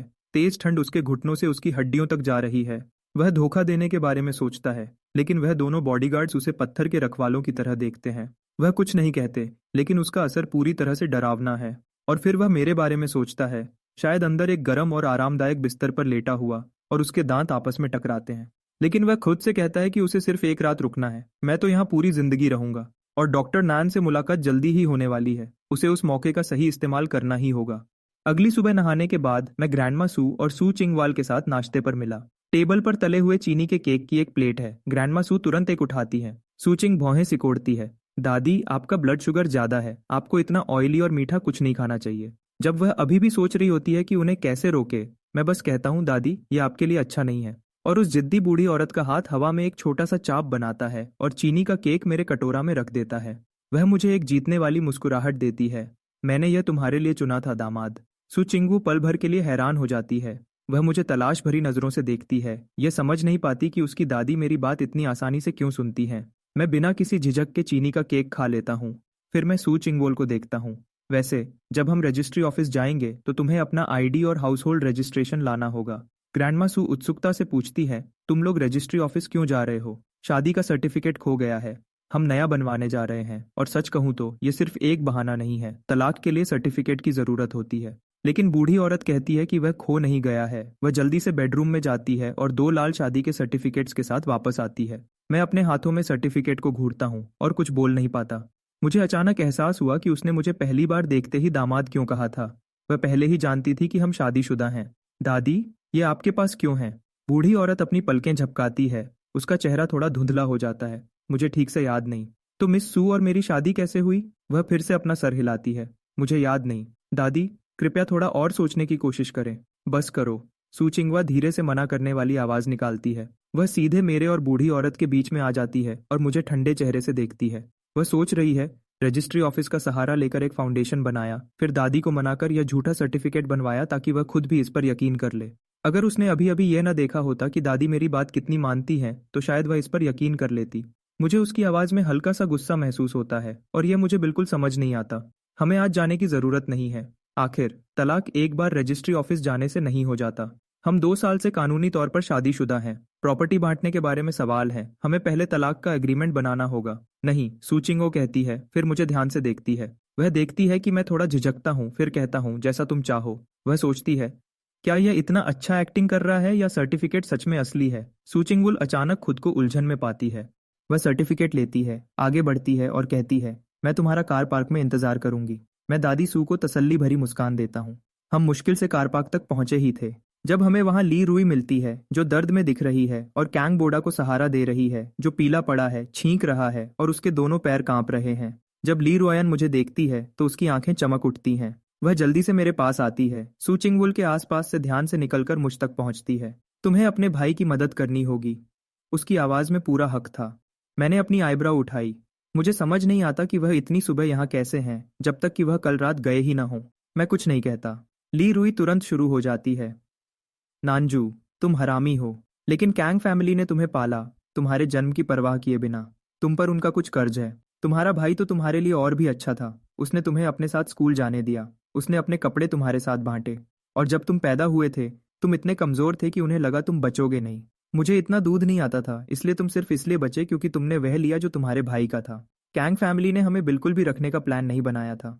ये सिर्फ इसलिए था क्योंकि तुम और तुम्हारा भाई एक ही दिन पैदा हुए थे, इसलिए मिसेस कैंग और तुम्हारे पिता ने हमें रहने दिया। वह मुझे घूरती है। तो तुम पर तुम्हारे भाई का कर्ज है। तुम्हें अपनी पूरी जिंदगी उसके साथ अच्छा बर्ताव करना चाहिए। ये वह बातें हैं जो मैंने 10 साल से नहीं सुनी, फिर भी ये बिल्कुल जानी पहचानी लगती हैं। मैं उस बचपन के बारे में सोचता हूँ जो हर बात पर यकीन करता था, सब कुछ मान लेता था और कैंग बोडा को जो चाहे करने देता था। और अब मुझे यह सिर्फ बेकार लगता है। हाँ, कैंग फैमिली ने मुझे पाला, लेकिन माँ बाप को कानूनी तौर पर अपने बच्चों का ख्याल रखना होता है। अगर वह ऐसा न करते तो उन्होंने बच्चे को छोड़ने का जुर्म किया होता। हाँ, मैं कॉन्गबोडा के साथ स्कूल गया, लेकिन मैं उसका स्कूल बैग स्कूल ले जाता और लाता था और कैंपस में उसका पर्सनल काम करने वाला लड़का था। अगर कैंगबोडा को हल्की सी खांसी भी आती थी तो ये मेरी गलती मानी जाती थी कि मैंने उसका ख्याल नहीं रखा और ली रोयान इसके लिए मुझे मारती थी। स्कूल में मुझे सिर्फ नीचे के नंबर लाने की इजाज़त थी क्योंकि मुझे कैंगबोडा से आगे निकलने की इजाज़त नहीं थी। मेरे पास अपने कपड़े नहीं थे क्योंकि मेरे माँ बाप ने कभी दिए ही नहीं। मैं सिर्फ वह पहनता था जो कैंगबोडा फेंक देता था, तो मेरे कपड़े हमेशा एक साइज छोटे होते थे। मिसेस किंग ने एक बार मुझे नए कपड़े खरीदे थे, लेकिन जैसे ही मैंने उन्हें पहना, ली रुयन ने उन्हें मुझसे फाड़कर कैंगबोडा को दे दिया, यह कहते हुए कि मैं उनके लायक नहीं हूँ। मुझे कैंगबोडा से अच्छा दिखने की इजाजत नहीं थी। और कमजोर बच्चे की बात, कौन सा बच्चा कमजोर नहीं होगा जब उसे 4 या 5 दिन तक ठीक से खाना न मिले। मेरी आंखों में नफरत और बढ़ जाती है। ली रुयन कुछ भी नोटिस नहीं करती। वह आगे कहती है, अब जब तुम बड़े हो गए हो तो तुम्हारे पास कैंग फैमिली का कर्ज चुकाने का मौका है। नानजू, बूढ़ी मैडम तुम्हारी सुनती है ना? जाओ उनसे कहो कि वह 2% शेयर्स तुम्हारे भाई को दे दें। मैं अचानक मुस्कुराता हूँ। तुम ठीक कह रही हो। इस पर ली रुयन का चेहरा खिल उठता है, यह सोचकर कि उसकी बात मुझ तक पहुंच गई है। लेकिन अगले ही पल मैं हल्के से कहता हूँ, मैं तो बस एक मामूली हरामी बच्चा हूँ। बूढ़ी मैडम मेरी कोई बात क्यों सुनेंगी? ली रुयन रुक जाती है, दोबारा कोशिश करने वाली होती है, लेकिन मैं पहले ही उसके पास से गुजरकर सू चिंगवॉल की कार में बैठ चुका हूँ। ली रोइन को पीछे आते देखकर सू चिंगवा ड्राइवर की सीट पर बैठ जाती है और दरवाजा साफ साफ बंद कर देती है। वह आराम से अपनी सीट बेल्ट लगाती है, फिर बिना कुछ कहे गाड़ी चलाकर चली जाती है। काली लग्जरी कार सड़क पर आराम से चलती है। रियर व्यू मिरर से सू चिंगहुआ मुझे खिड़की से बाहर देखते हुए देख सकती है। मेरा चेहरा शांत और दूर का दिखता है, जिसे वह मानती है कि वह बहुत अच्छा है। वह अपनी नजर वापस सड़क पर ले आती है। जो चेतावनी वह देने वाली थी वह बिना कहे रह जाती है। कार जल्दी से रजिस्ट्री ऑफिस पहुंच जाती है। जैसे ही वह रुकती है, खिड़की से एक आवाज आती है, बॉस, ड्राइवर ने कहा कि आपने खुद कार ले ली। मैं घबरा गया और जीपीएस ट्रैक किया। क्या कुछ गलत है? सू चिंगवोल हमेशा की तरह कोई जवाब नहीं देती। लुहुआ रजिस्ट्री ऑफिस की तरफ देखता है। आप यहाँ क्यों हैं? कहीं कांग नानजू अभी भी आपको परेशान तो नहीं कर रहा? फिक्र मत करो, मैंने कहा था कि वह अब कभी आपके पास नहीं आएगा। अगर वह आया तो मैं खुद को कचरा खाते हुए लाइव स्ट्रीम करूंगा। लुहुआ के खत्म करने से पहले पास से एक सुस्त मर्दाना आवाज आती है। वह सख्त हो जाता है। तुम्हारा लाइव स्ट्रीम चैनल क्या है? लुहुआ पूरी तरह से उलझन में पड़ जाता है। फिर वह तीनों अंदर सर्विस विंडो पर जाते हैं। लुहुआ पहले बोलता है, हेलो, क्या दोनों पार्टीज के बिना सर्टिफिकेट मिल सकता है? क्लर्क गुस्से से देखता है, बिल्कुल नहीं। सुना तुमने? लुजुआ मुझे एक अकड़ भरी मुस्कान के साथ देखता है। फिर वह मेरे हाथ में शादी का सर्टिफिकेट देखता है और मजाक उड़ाता है। तुम तो झूठा डॉक्यूमेंट भी तैयार करके आए हो। मैं अभी पुलिस को फोन कर रहा हूँ और तुम्हें झूठे कागज बनाने और परेशान करने की रिपोर्ट करूंगा। लेकिन सूचिंग सर्टिफिकेट क्लर्क को देती है। कृपया चेक करें कि यह सर्टिफिकेट असली है या नहीं। क्लर्क उसे अजीब नजर से देखता है, फिर सर्टिफिकेट लेता है और जानकारी कंप्यूटर में डालता है। सू चिंगवुल अपने होंठ दबाती है। उसे अचानक अपना खुद का बर्ताव लगभग बेकार लगता है। उसे पूरा यकीन है कि उसकी कभी शादी नहीं हुई, फिर भी वह यहाँ है। उसने इसके लिए एक जरूरी मीटिंग भी कैंसिल कर दी थी। क्लर्क ऊपर देखता है, यह सर्टिफिकेट असली है। सुचिंगवुल बिल्कुल शांत हो जाती है। ल्यू हुआ बिना सोचे रिएक्ट करता है, यह गलत नहीं हो सकता। क्या आपके रिकॉर्ड्स में कोई गलती है? क्लर्क उसे तेज नजर से देखता है। क्या बात कर रहे हो? शादी एक गंभीर मामला है। दोनों पार्टीज को ध्यान से वेरीफाई किया जाता है और उन्हें एक डिक्लेरेशन पर साइन करना होता है। डिक्लेरेशन शब्द पर मैं तुरंत कहता हूँ, क्या हम अपना डिक्लेरेशन देख सकते हैं? उसी पल सुचिंगवा कहती है, कृपया डिक्लेरेशन बाहर निकालें। वह एक दूसरे को देखते हैं और तुरंत नजर हटा लेते हैं। क्लर्क एक मजबूर सांस के साथ कहता है, आप दोनों शादीशुदा जोड़े के लिए बिल्कुल एक जैसे हैं। ठीक है, मैं उसे ढूंढ कर लाता हूँ। वह जल्दी से रजिस्ट्रेशन फाइल के साथ वापस आता है और हमें देखने के लिए डिक्लेरेशन निकालता है। लिखावट बिल्कुल मेरी है। लुहुआ उसके बगल में घूरता है। बॉस, यह सच में आपकी लिखावट है। मैं एक पल के लिए सोचता हूँ, फिर कमरे में देखता हूँ और एक सिक्योरिटी कैमरा दिखता है। हेलो, क्या जिस दिन हमने रजिस्टर किया था उस दिन की सिक्योरिटी फुटेज देखना मुमकिन होगा? माफ कीजिए, हम सिर्फ 6 महीने तक की फुटेज रखते हैं। क्लर्क फिर हमें यकीन दिलाता है कि शादी का सर्टिफिकेट तब तक नहीं दिया जा सकता जब तक दोनों पार्टीज खुद मौजूद न हों। उनके नियम गलती की इजाजत नहीं देते। हम तीनों रजिस्ट्री ऑफिस से बिना कुछ हल किए निकल जाते हैं। बाहर खड़े होकर ल्यू हुआ खाली नजर से कहता है, बॉस, अब क्या? सो चिंगवॉल की आंखें गहरी हो जाती हैं। मैं अपनी आईब्राउ उठाता हूँ। फिर हम दोनों बिल्कुल एक ही वक्त पर कहते हैं, तलाक। लुहुआ पलक झपकता है।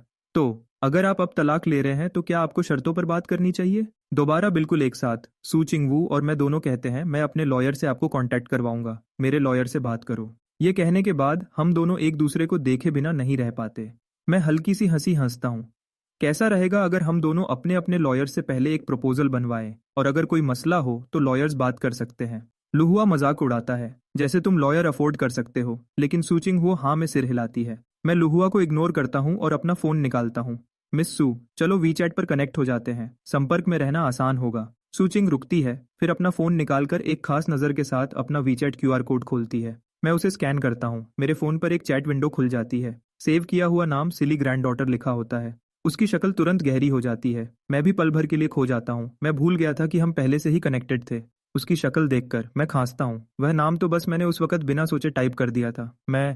मैं जल्दी से फोन को छुपाता हूँ और नाम सिली ग्रैंड डॉटर से बदलकर सिली गर्ल कर देता हूँ। फिर मैं एक सिंपल मैसेज छोड़ता हूँ, फिर मिलते हैं, और मैं एक टैक्सी रोककर चला जाता हूँ।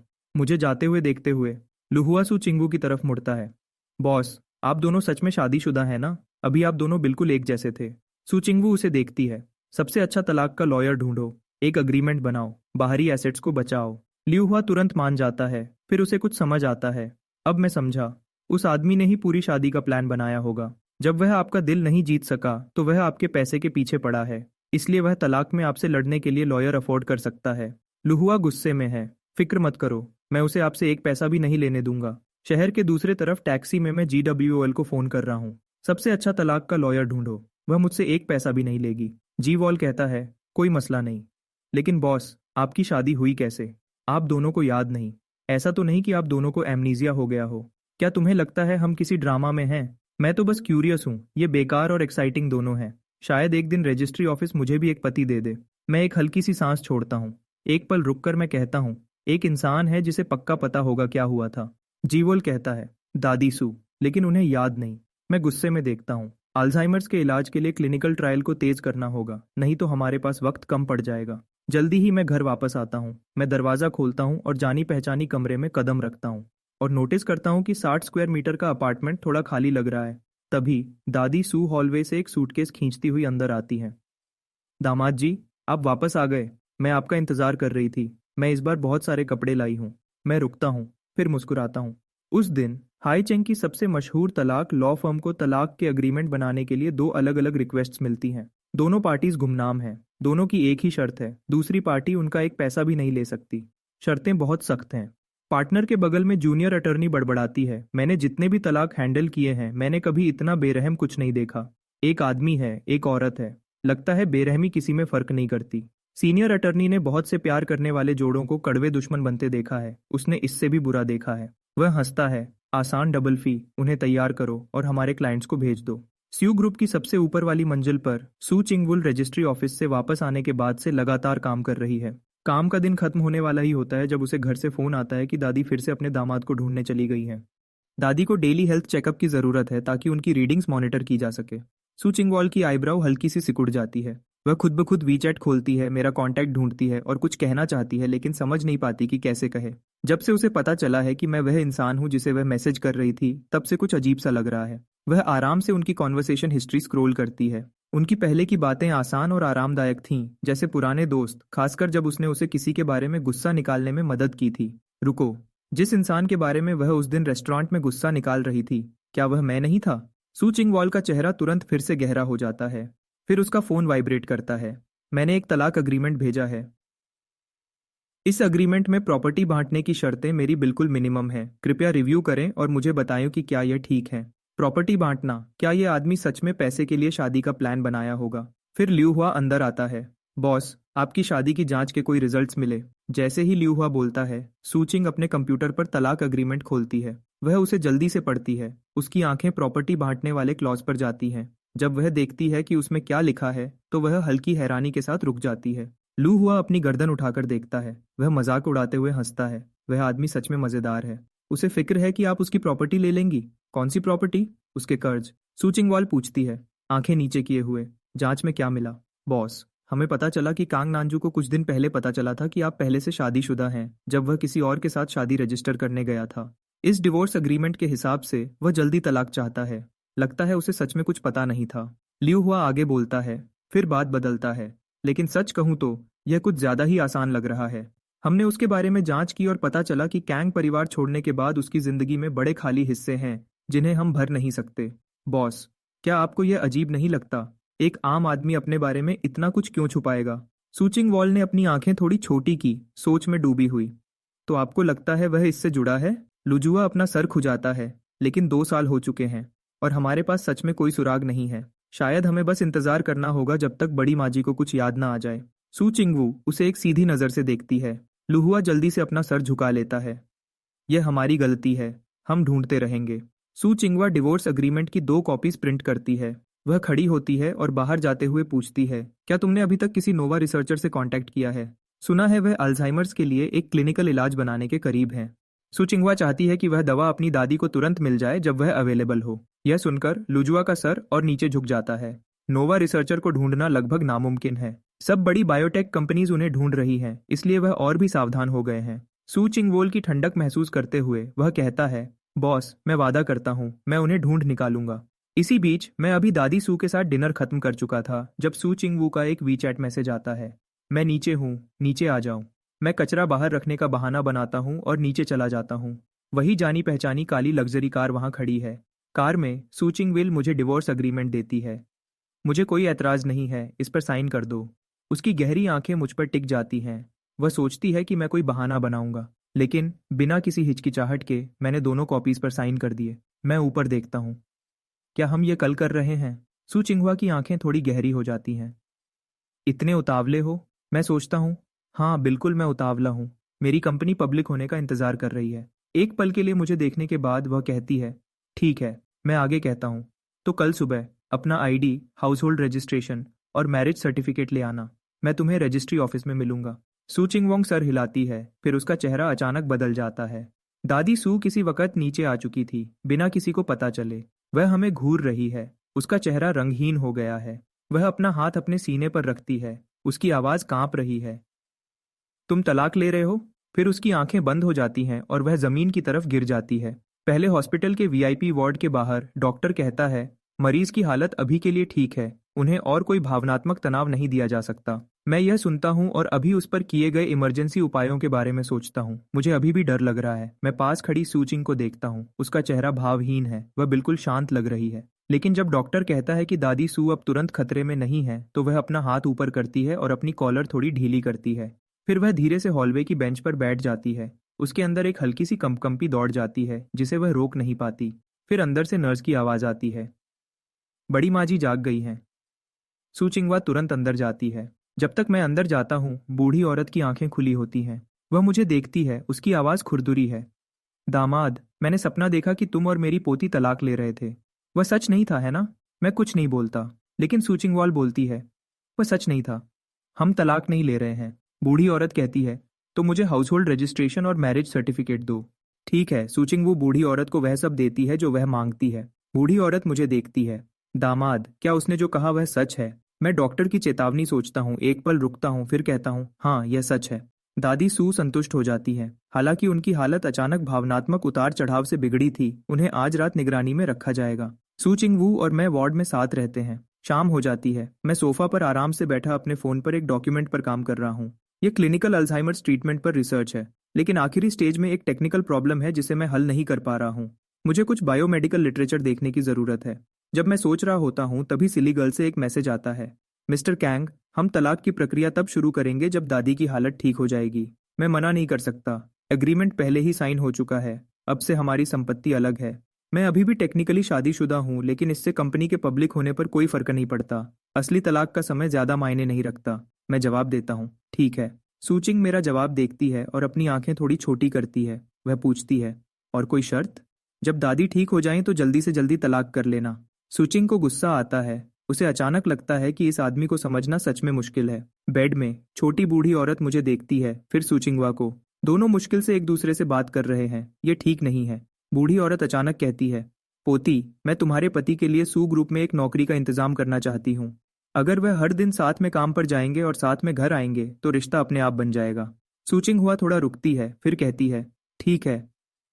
वह आज रात अजीब तरह से सहमत है, लेकिन बूढ़ी औरत को सोचना पड़ता है कि कौन सी नौकरी का इंतजाम करे।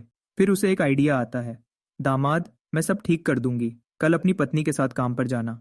मैं पलक झपकता हूँ, ठीक है, क्योंकि मुझे अभी याद आया कि सू ग्रुप के पास एक बड़ा आर्काइव होगा। वहाँ कुछ डॉक्यूमेंट्स हो सकते हैं जिन्हें मुझे चाहिए। सू चिंग हुओ की एक मीटिंग है। वह दादी को अलविदा कहती है और ल्यू हुआ के साथ चली जाती है। लेकिन कॉरिडोर में पहुंचते ही लुजुआ कहता है, तो इसलिए उस आदमी ने इतनी आसानी से डिवोर्स अग्रीमेंट पर साइन कर दिए। उसने बड़ी माजी को नीचे बुलाया था। उनके होते हुए तलाक लेना नामुमकिन है। वह सू चिंग वू को देखता है, और अब उसने बड़ी माजी को इतना लुभा लिया है कि उन्होंने उसे सू ग्रुप में नौकरी दिला दी है। वह पक्का कुछ साजिश कर रहा है। तुमने हाँ क्यों की? सू चिंगवेल कहती है, अगर मैं उसे अपनी नज़रों के सामने नहीं रखूंगी तो उसकी कमियां कैसे सामने आएंगी? उसकी आंखों में एक तेज चमक आती है। दादी की खातिर अभी तलाक लेना नामुमकिन है। जहां तक इस बात का सवाल है कि वह आदमी सच में मासूम है या नहीं, वह देख लेगी कि वह असल में क्या चाहता है जब वह कंपनी में होगा। वार्ड में मैं सोफा पर लेटा हुआ हूँ। फिर बूढ़ी औरत की आवाज़ मेरे पास आती है, दामाद, मुझे तुम्हें एक राज बताना है। मैं तुरंत बैठ जाता हूँ। क्या उन्हें कुछ ज़रूरी याद आया है? जैसे वह मुझे कैसे जानती हैं, या मैं सू चेंगबू से शादी कैसे किया? मैं मुश्किल से अपनी उत्सुकता छुपाते हुए पूछता हूँ, क्या राज है? बूढ़ी औरत बड़े राजदारी से कहती है, मेरी पोती की एक कमजोरी है जिसे लगभग कोई नहीं जानता। मैं तुम्हें अभी बता रही हूँ, अगर वह कभी तुम्हारे साथ बुरा बर्ताव करे तो इसका इस्तेमाल करना। मैं हैरान रह जाता हूँ। सच कहूँ तो यह वह नहीं था जो मैं सुनना चाहता था। लेकिन बूढ़ी औरत आगे कहती है, उसकी उस तेज बाहरी रूप से धोखा मत खाना, वह बिल्लियों से डरती है। मैं शांत हो जाता हूँ। मुझे अचानक एक लड़की याद आती है जिसे मैं बचपन में जानता था, जो बिल्लियों से डरती थी। मैंने कभी सोचा भी नहीं था कि सूचिंग वू अपनी उस ठंडी शांति के साथ बिल्लियों से डरती होगी। बूढ़ी औरत पूछती है, तुम्हें बिल्ली पसंद है या कुत्ता? कुत्ते। मैं पहले बिल्लियों को पसंद करता था, लेकिन एक लड़की जिसे मैं जानता था उसे वह पसंद नहीं थी, तो मैंने भी उन्हें पसंद करना छोड़ दिया। तीसरे दिन सू ग्रुप की सबसे ऊपरी मंजिल पर एक छोटा रोएंदार शिबा इनू अपनी पूंछ हिला रहा है और मेरे आसपास घूम रहा है। लियू हुआ परेशान है।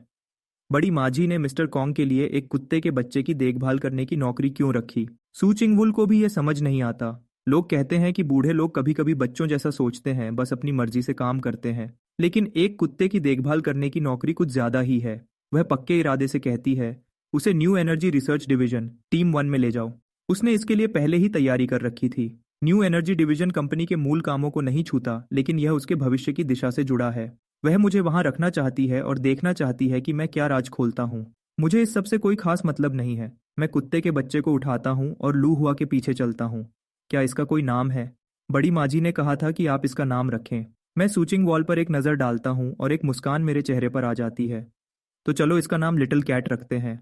आप एक कुत्ते का नाम लिटिल कैट रखना चाहते हैं? क्या ये कोई प्रॉब्लम है? न्यू एनर्जी रिसर्च डिवीजन 38वीं मंजिल पर है। एलिवेटर में ल्यू हुआ कहता है, मिस्टर कैंग, हमारे रिसर्च डिवीजन के ज़्यादातर स्टाफ के पास डॉक्टरल डिग्रीज हैं। कम से कम एक टॉप यूनिवर्सिटी से मास्टर्स डिग्री है। आप पहले अंडर ग्रेजुएट होंगे।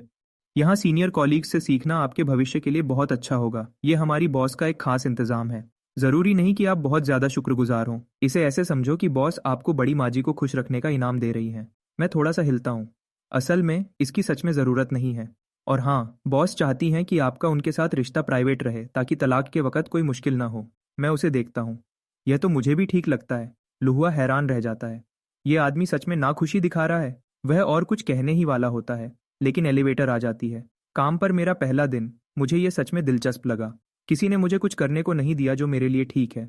मैं थोड़ी देर प्राइवेट ऑफिस में एक कुत्ते के बच्चे के साथ खेलता हूँ। थोड़ी देर बाद कुत्ते का बच्चा एक धूप वाली जगह में सिमटकर सो जाता है।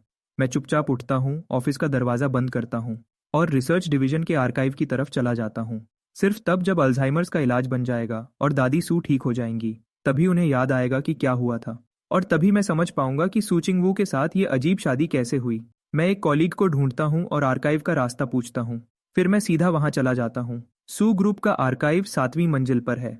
यह एक बहुत बड़ी प्राइवेट लाइब्रेरी निकलती है जहां सिर्फ कंपनी के एम्प्लॉयज जा सकते हैं। यहाँ जो जानकारी है वह इंडस्ट्री के बारे में है जो बाहर कहीं नहीं मिल सकती। मुझे एक हल्की सी उत्सुकता महसूस होती है। मेरी अंदर की आवाज कहती है कि जो मैं ढूंढ रहा हूँ वह यही है। सबसे ऊपरी मंजिल पर सू चिंग वू पेंडिंग डॉक्यूमेंट्स पर काम कर रही है। उसका फोन बजता है। प्रॉस्पेरिटी इन फुल ब्लूम नाम के कॉन्टैक्ट से एक मैसेज आता है, जो दादी सू हैं, पोती, आज अपने पति के साथ लंच करो और टेबल पर तुम दोनों की एक साथ फोटो लेना। मैं उसे देखना चाहती हूँ। सू चिंगवुल गुस्सा करती है और बहाने के लिए एक मीटिंग बनाने ही वाली होती है जब चैट विंडो में नाम उसकी आंखों के सामने बदल जाता है। प्रॉस्पेरिटी इन फुल ब्लूम से कमजोर दादी जिसे परेशान नहीं किया जा सकता। सू चिंगवा शांत हो जाती है। वह नए नाम को देर तक घूरती रहती है। फिर वह एक मजबूर सी सांस लेती है और अपने डेस्क पर कॉल बटन दबाती है। लुहुआ तुरंत आता है। बॉस, आपको क्या चाहिए? 2 लंच ऊपर भिजवा दो। फिर सू चिंगवोल मुझे मैसेज करती है और मुझे लंच के लिए सबसे ऊपरी मंजिल पर आने को कहती है। लेकिन खाना साइड टेबल पर लगा हुआ है और मैंने अभी तक जवाब नहीं दिया है। सू चिंगवू खड़ी होती है। वह कहाँ है? लियू हुआ कहता है, मिस्टर कॉन्ग, वह आर्काइव में है। सू चिंगवो 7वीं मंजिल पर जाती है। वह जल्दी से मुझे और सूफेशुए को देखती है जो मुझे घूर रहा है। मैं किताबों में खोकर देख रहा हूँ। मेरा फोन वाइब्रेट हो रहा है, ये बिल्कुल पता नहीं चला। इस आर्काइव में आज के सबसे एडवांस टेक्निकल मटेरियल्स हैं। मैं यहाँ पूरी तरह खो सकता हूँ। मैं पीछे हटता हूँ और किसी से टकरा जाता हूँ। सुफेशु मुझे एक उलझे हुए चेहरे से घूर रहा है। कॉन्ग नांजू, ये मत कहना कि मेरी परदादी को पटाने की तुम्हारी सारी कोशिश मेरी बुआ के करीब आने के लिए थी। मेरा चेहरा तुरंत भावहीन हो जाता है। तुमसे इसका कोई लेना देना नहीं है। सुफेशु फिर भी बोलता रहता है। मेरी बुआ ने अपनी पूरी जिंदगी आदमियों से दूरी बनाए रखी है। ये मत सोचना कि तुम्हारा चेहरा तुम्हें उसके साथ कहीं तक ले जाएगा। वह इतनी सट्टी नहीं है और अभी वह तुम्हें बस एक मामूली काम दे रही है ताकि तुम्हें रास्ते से हटा सके। मैंने एक सूखी हंसी दी। तो जब तुमने इतने साल मेरा पीछा किया वह इसलिए था क्योंकि तुम सट्टी थी? मैंने उसकी तरफ देखा। वह यूनिवर्सिटी में मेरी एक लौटी सच्ची दोस्त थी। मैंने सच में उसके बारे में सोचा था। जब उसने कहा था कि ग्रेजुएशन की रस्म में मेरे लिए एक सरप्राइज है तो मैं सच में सोच रहा था कि उसे अपनाऊं या नहीं। मैंने लंबी सांस ली। सुफेशु, तुम अपना रास्ता लो। क्या हम अच्छे तरीके से अलग नहीं हो सकते? सुफेशु की आंखें तुरंत लाल हो गईं। नहीं, मैं जानती हूँ कि तुम मुझसे नफरत करते हो क्योंकि मैंने कैंग बोडा को चुना, लेकिन मेरे पास कोई और रास्ता नहीं था। बड़े परिवारों की शादियों में बहुत कुछ देखना पड़ता है। मैंने तुम्हारे लिए कोशिश की थी। मेरी माँ भी मान गई थी कि मैं किसी आम इंसान के साथ रह सकती हूँ, लेकिन तुम्हारे बैकग्राउंड की वजह से मुझे पीछे हटना पड़ा। मैं कभी किसी नाजायज इंसान से शादी नहीं कर सकती थी, चाहे कुछ भी हो। मैं सू फैमिली में अपनी जगह कैसे बनाती? मैं पूरे हाईचंग में मजाक बन जाती। मैंने उसकी तरफ देखा। जब मैं बच्चा था तो बैकग्राउंड की बातें मुझे ऐसा महसूस कराती थीं कि मैं कभी सर उठाकर चल नहीं पाऊंगा। लेकिन जब मैंने कैंग घर छोड़ा तो मैं समझ गया कि इज्जत ही सब कुछ है। मैंने नजरें हटा लीं। मुझसे शादी न करने के एहसान के लिए शुक्रिया। मैं जाने के लिए मुड़ा। सुफेशु ने मुझे फिर से रोका। मैं तुम्हारे लिए अपनी टीम में काम का इंतजाम कर सकती हूँ। मैं तुम्हें सिखाने के लिए कोई बड़ा इंसान ढूंढ लूंगी। मैं जानती हूँ कि तुम कितने काबिल हो। तुम इतने तेज हो कि चीजें जल्दी सीख जाओगे। तुम्हें फिर कभी छोटे मोटे काम नहीं करने पड़ेंगे। मैंने उसकी फालतू बातों को बीच में ही काट दिया। क्या शर्त है? तलाक ले लो, मेरे साथ आ जाओ। सुफेशु ये सोच बर्दाश्त नहीं कर सकती कि कोई और औरत मुझे उसके साथ बांटे। ये ख्याल ही उसे पागल कर देता है। मैंने ठंडे लहजे में जवाब दिया, तुम उसके लायक नहीं हो। तुम अपनी उस मामूली बीवी से इतना प्यार क्यों करते हो? क्या तुम्हें लगता है कि मैं उसे पैसे देकर हटा नहीं सकती या किसी से डराकर उसे तुमसे दूर नहीं करवा सकती? वह मेरी बराबरी कैसे कर सकती है? मैंने उसे बिना सोचे थप्पड़ मार दिया। ये करने के बाद भी मुझे तसल्ली नहीं हुई। मैंने सूफे शू को ठंडी बेपरवाही से देखा। मेरा इरादा बेरहम होने का नहीं था, लेकिन अगर तुम जवाब के लिए इतना जोर दे रही हो तो मैं तुम्हें सही साबित करने का मौका दूंगा। मेरी बीवी तुमसे ज्यादा खूबसूरत है और उसकी फिगर भी बेहतर है। मैं जाने के लिए मुड़ा और आगे वाले कोने पर सूचिंग वोल खड़ी थी। मैं रुक गया और वह भी। सूफे शू की आंखें गहरी हो गईं, उसकी मुट्ठियां भींच गईं। उसने सोचा, एक दिन वह मेरे पास रोते हुए आएगा। उसने एक लंबी सांस ली। जब उसके चेहरे का दर्द थोड़ा कम हुआ तो उसने कांग बोडा को फोन किया। कल दोपहर तुम्हारी डॉक्टर नैन के साथ वह दोपहर का खाना है, मुझे भी साथ ले जाना। इसी बीच सूचिंग वोल ने दोपहर के खाने का बहाना बनाकर मुझे सबसे ऊपर वाली मंजिल पर बुलाया। उसके ऑफिस के अंदर उसने बगल वाली टेबल की तरफ इशारा किया। तुम शुरू करो। मुझे थोड़ा शर्मिंदा महसूस हुआ। जिस तरह से वह कर रही है उससे लगता नहीं कि उसने मेरी बात सुनी है। जब मैं सोच रहा था तभी मुझे फोटो खींचने की आवाज सुनाई दी। सूचिंग वोल ने शांति से फोटो ली और दादी को भेज दी। फिर वह पास आई और खाना खाने बैठ गई। मैं समझ गया कि उसने फोटो क्यों ली और मैंने पूछा नहीं। मैंने टेबल की तरफ देखा और बात शुरू की। अच्छा इंतजाम है। वह मेरे सामने बैठ गई। उसने आराम से और खूबसूरती से अपनी चॉपस्टिक्स उठाई। अच्छा पोषण अपनी फिगर बनाए रखने के लिए बहुत जरूरी है। मैं जम सा गया। मेरा चेहरा गर्म हो गया। मेरी नजर थोड़ी देर के लिए उसकी गर्दन के पास दिखने वाली हल्की रंगत वाली चमड़ी पर ठहरी। फिर मैंने खाने का एक हिस्सा पैक कर लिया ले जाने के लिए। मुझे अभी याद आया कि कुत्ते के बच्चे को खाना नहीं खिलाया है। मैं निकलता हूँ। मैंने पैक किया हुआ खाना उठाया। दोपहर के खाने के लिए शुक्रिया। दोपहर जल्दी आ गई। मैंने कुत्ते को उठाया और सबसे ऊपर वाली मंजिल से निकल गया। अपना काम खत्म करने के बाद सू चिंगवोल जाने के लिए खड़ी हुई। लुहुआ ने पूछा, बॉस कौन से घर? सू चिंगवोल रुकी। उसे अभी याद आया कि उसने दादी से पूछा ही नहीं कि वह कहाँ है। उसने दादी सू को फोन किया। आप कौन से घर पर हैं? जवाब हैरानी वाला था। मैं हॉस्पिटल में हूँ। सू चिंगवोल ने माथे पर बल डाले।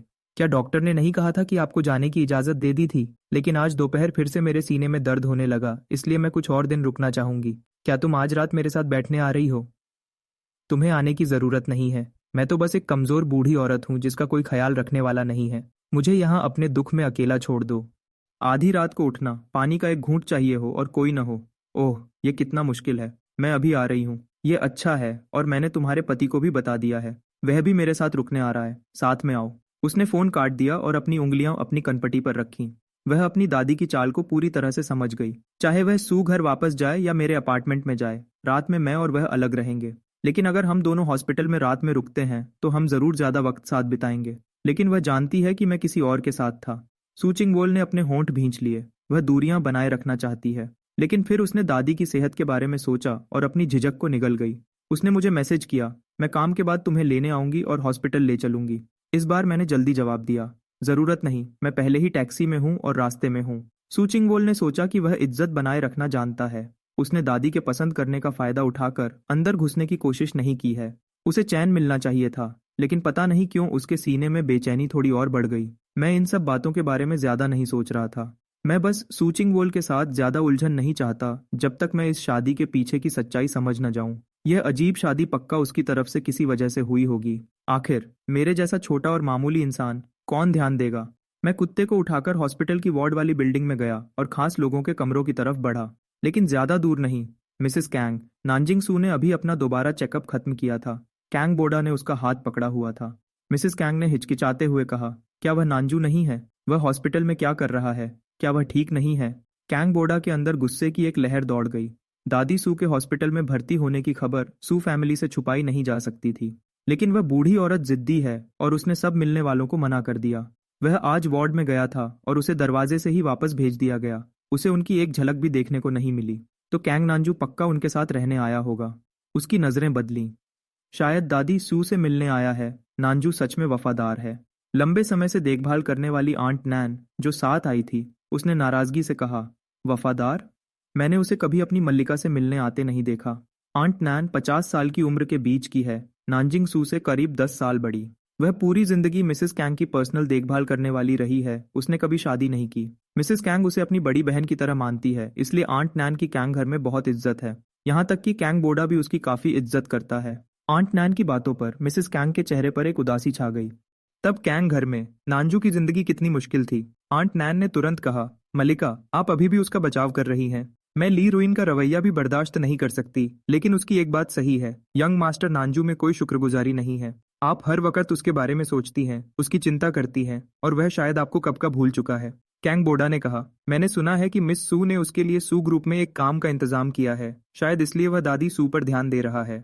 आंट नैन ने नाक चढ़ाकर कहा, मल्लिका, आपने तो उसे पाला भी है। जब ली रोयन ने उसे बचपन में नजरअंदाज किया था तो आपने ही उसे खाना खिलाया था, आपने ही उसे स्कूल भेजा था। पालने का कर्ज सबसे बड़ा होता है, और उसके आपका कर्ज चुकाने का कोई निशान नहीं है। मिसेस कैंग ने तुरंत कहा, बस करो, प्लीज रुक जाओ। कैंग बोडा ने कहा, माँ ने अच्छाई की वजह से किया था, उन्होंने तब बदले में कुछ भी उम्मीद नहीं की थी। लेकिन कुछ लोग हर छोटी अच्छाई का पूरा बदला चुकाते हैं, जैसे डॉक्टर नैन। माँ ने उसे स्कूल के लिए बस थोड़े पैसे दिए थे, और देखो उसने सालों से हमारे परिवार के लिए कितना कुछ किया है।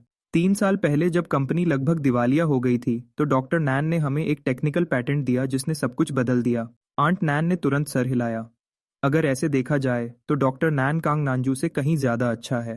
कैंग बोडा ने हैरानी दिखाते हुए कहा, मैं हमेशा से जानना चाहता था कि डॉक्टर नैन असल में कैसा है। माँ, कल मुझे अपने साथ ले जाना। मिसेस कैंग मुस्कुराई और उसके बालों में हाथ फेरा। ठीक है, मैं तुम्हें ले जाऊंगी। वह बातें करते हुए नीचे पार्किंग की तरफ जा रहे थे। ये पूरा नज़ारा वहां से दिख रहा था जहां मैं पास के खास लोगों के वार्ड में सोफा पर बैठा था। मेरी नजरें मिसेस कैंग का पीछा कर रही थीं। उसकी रंगत बीमार जैसी सफेद थी, उसकी फिगर बहुत पतली थी। कैंग बोडा उसके बगल में बात कर रहा है। मिसेस कैंग ने मजबूरी वाली मुस्कुराहट के साथ सर हिलाया। वह दोनों आरामदायक नजदीकी के साथ चल रहे थे। मैं तब तक देखता रहा जब तक कार चली नहीं गई। नजरें हटाने का मन नहीं कर रहा था। मैं मुड़ा और देखा कि दादी सू मेरे सामने खड़ी हैं।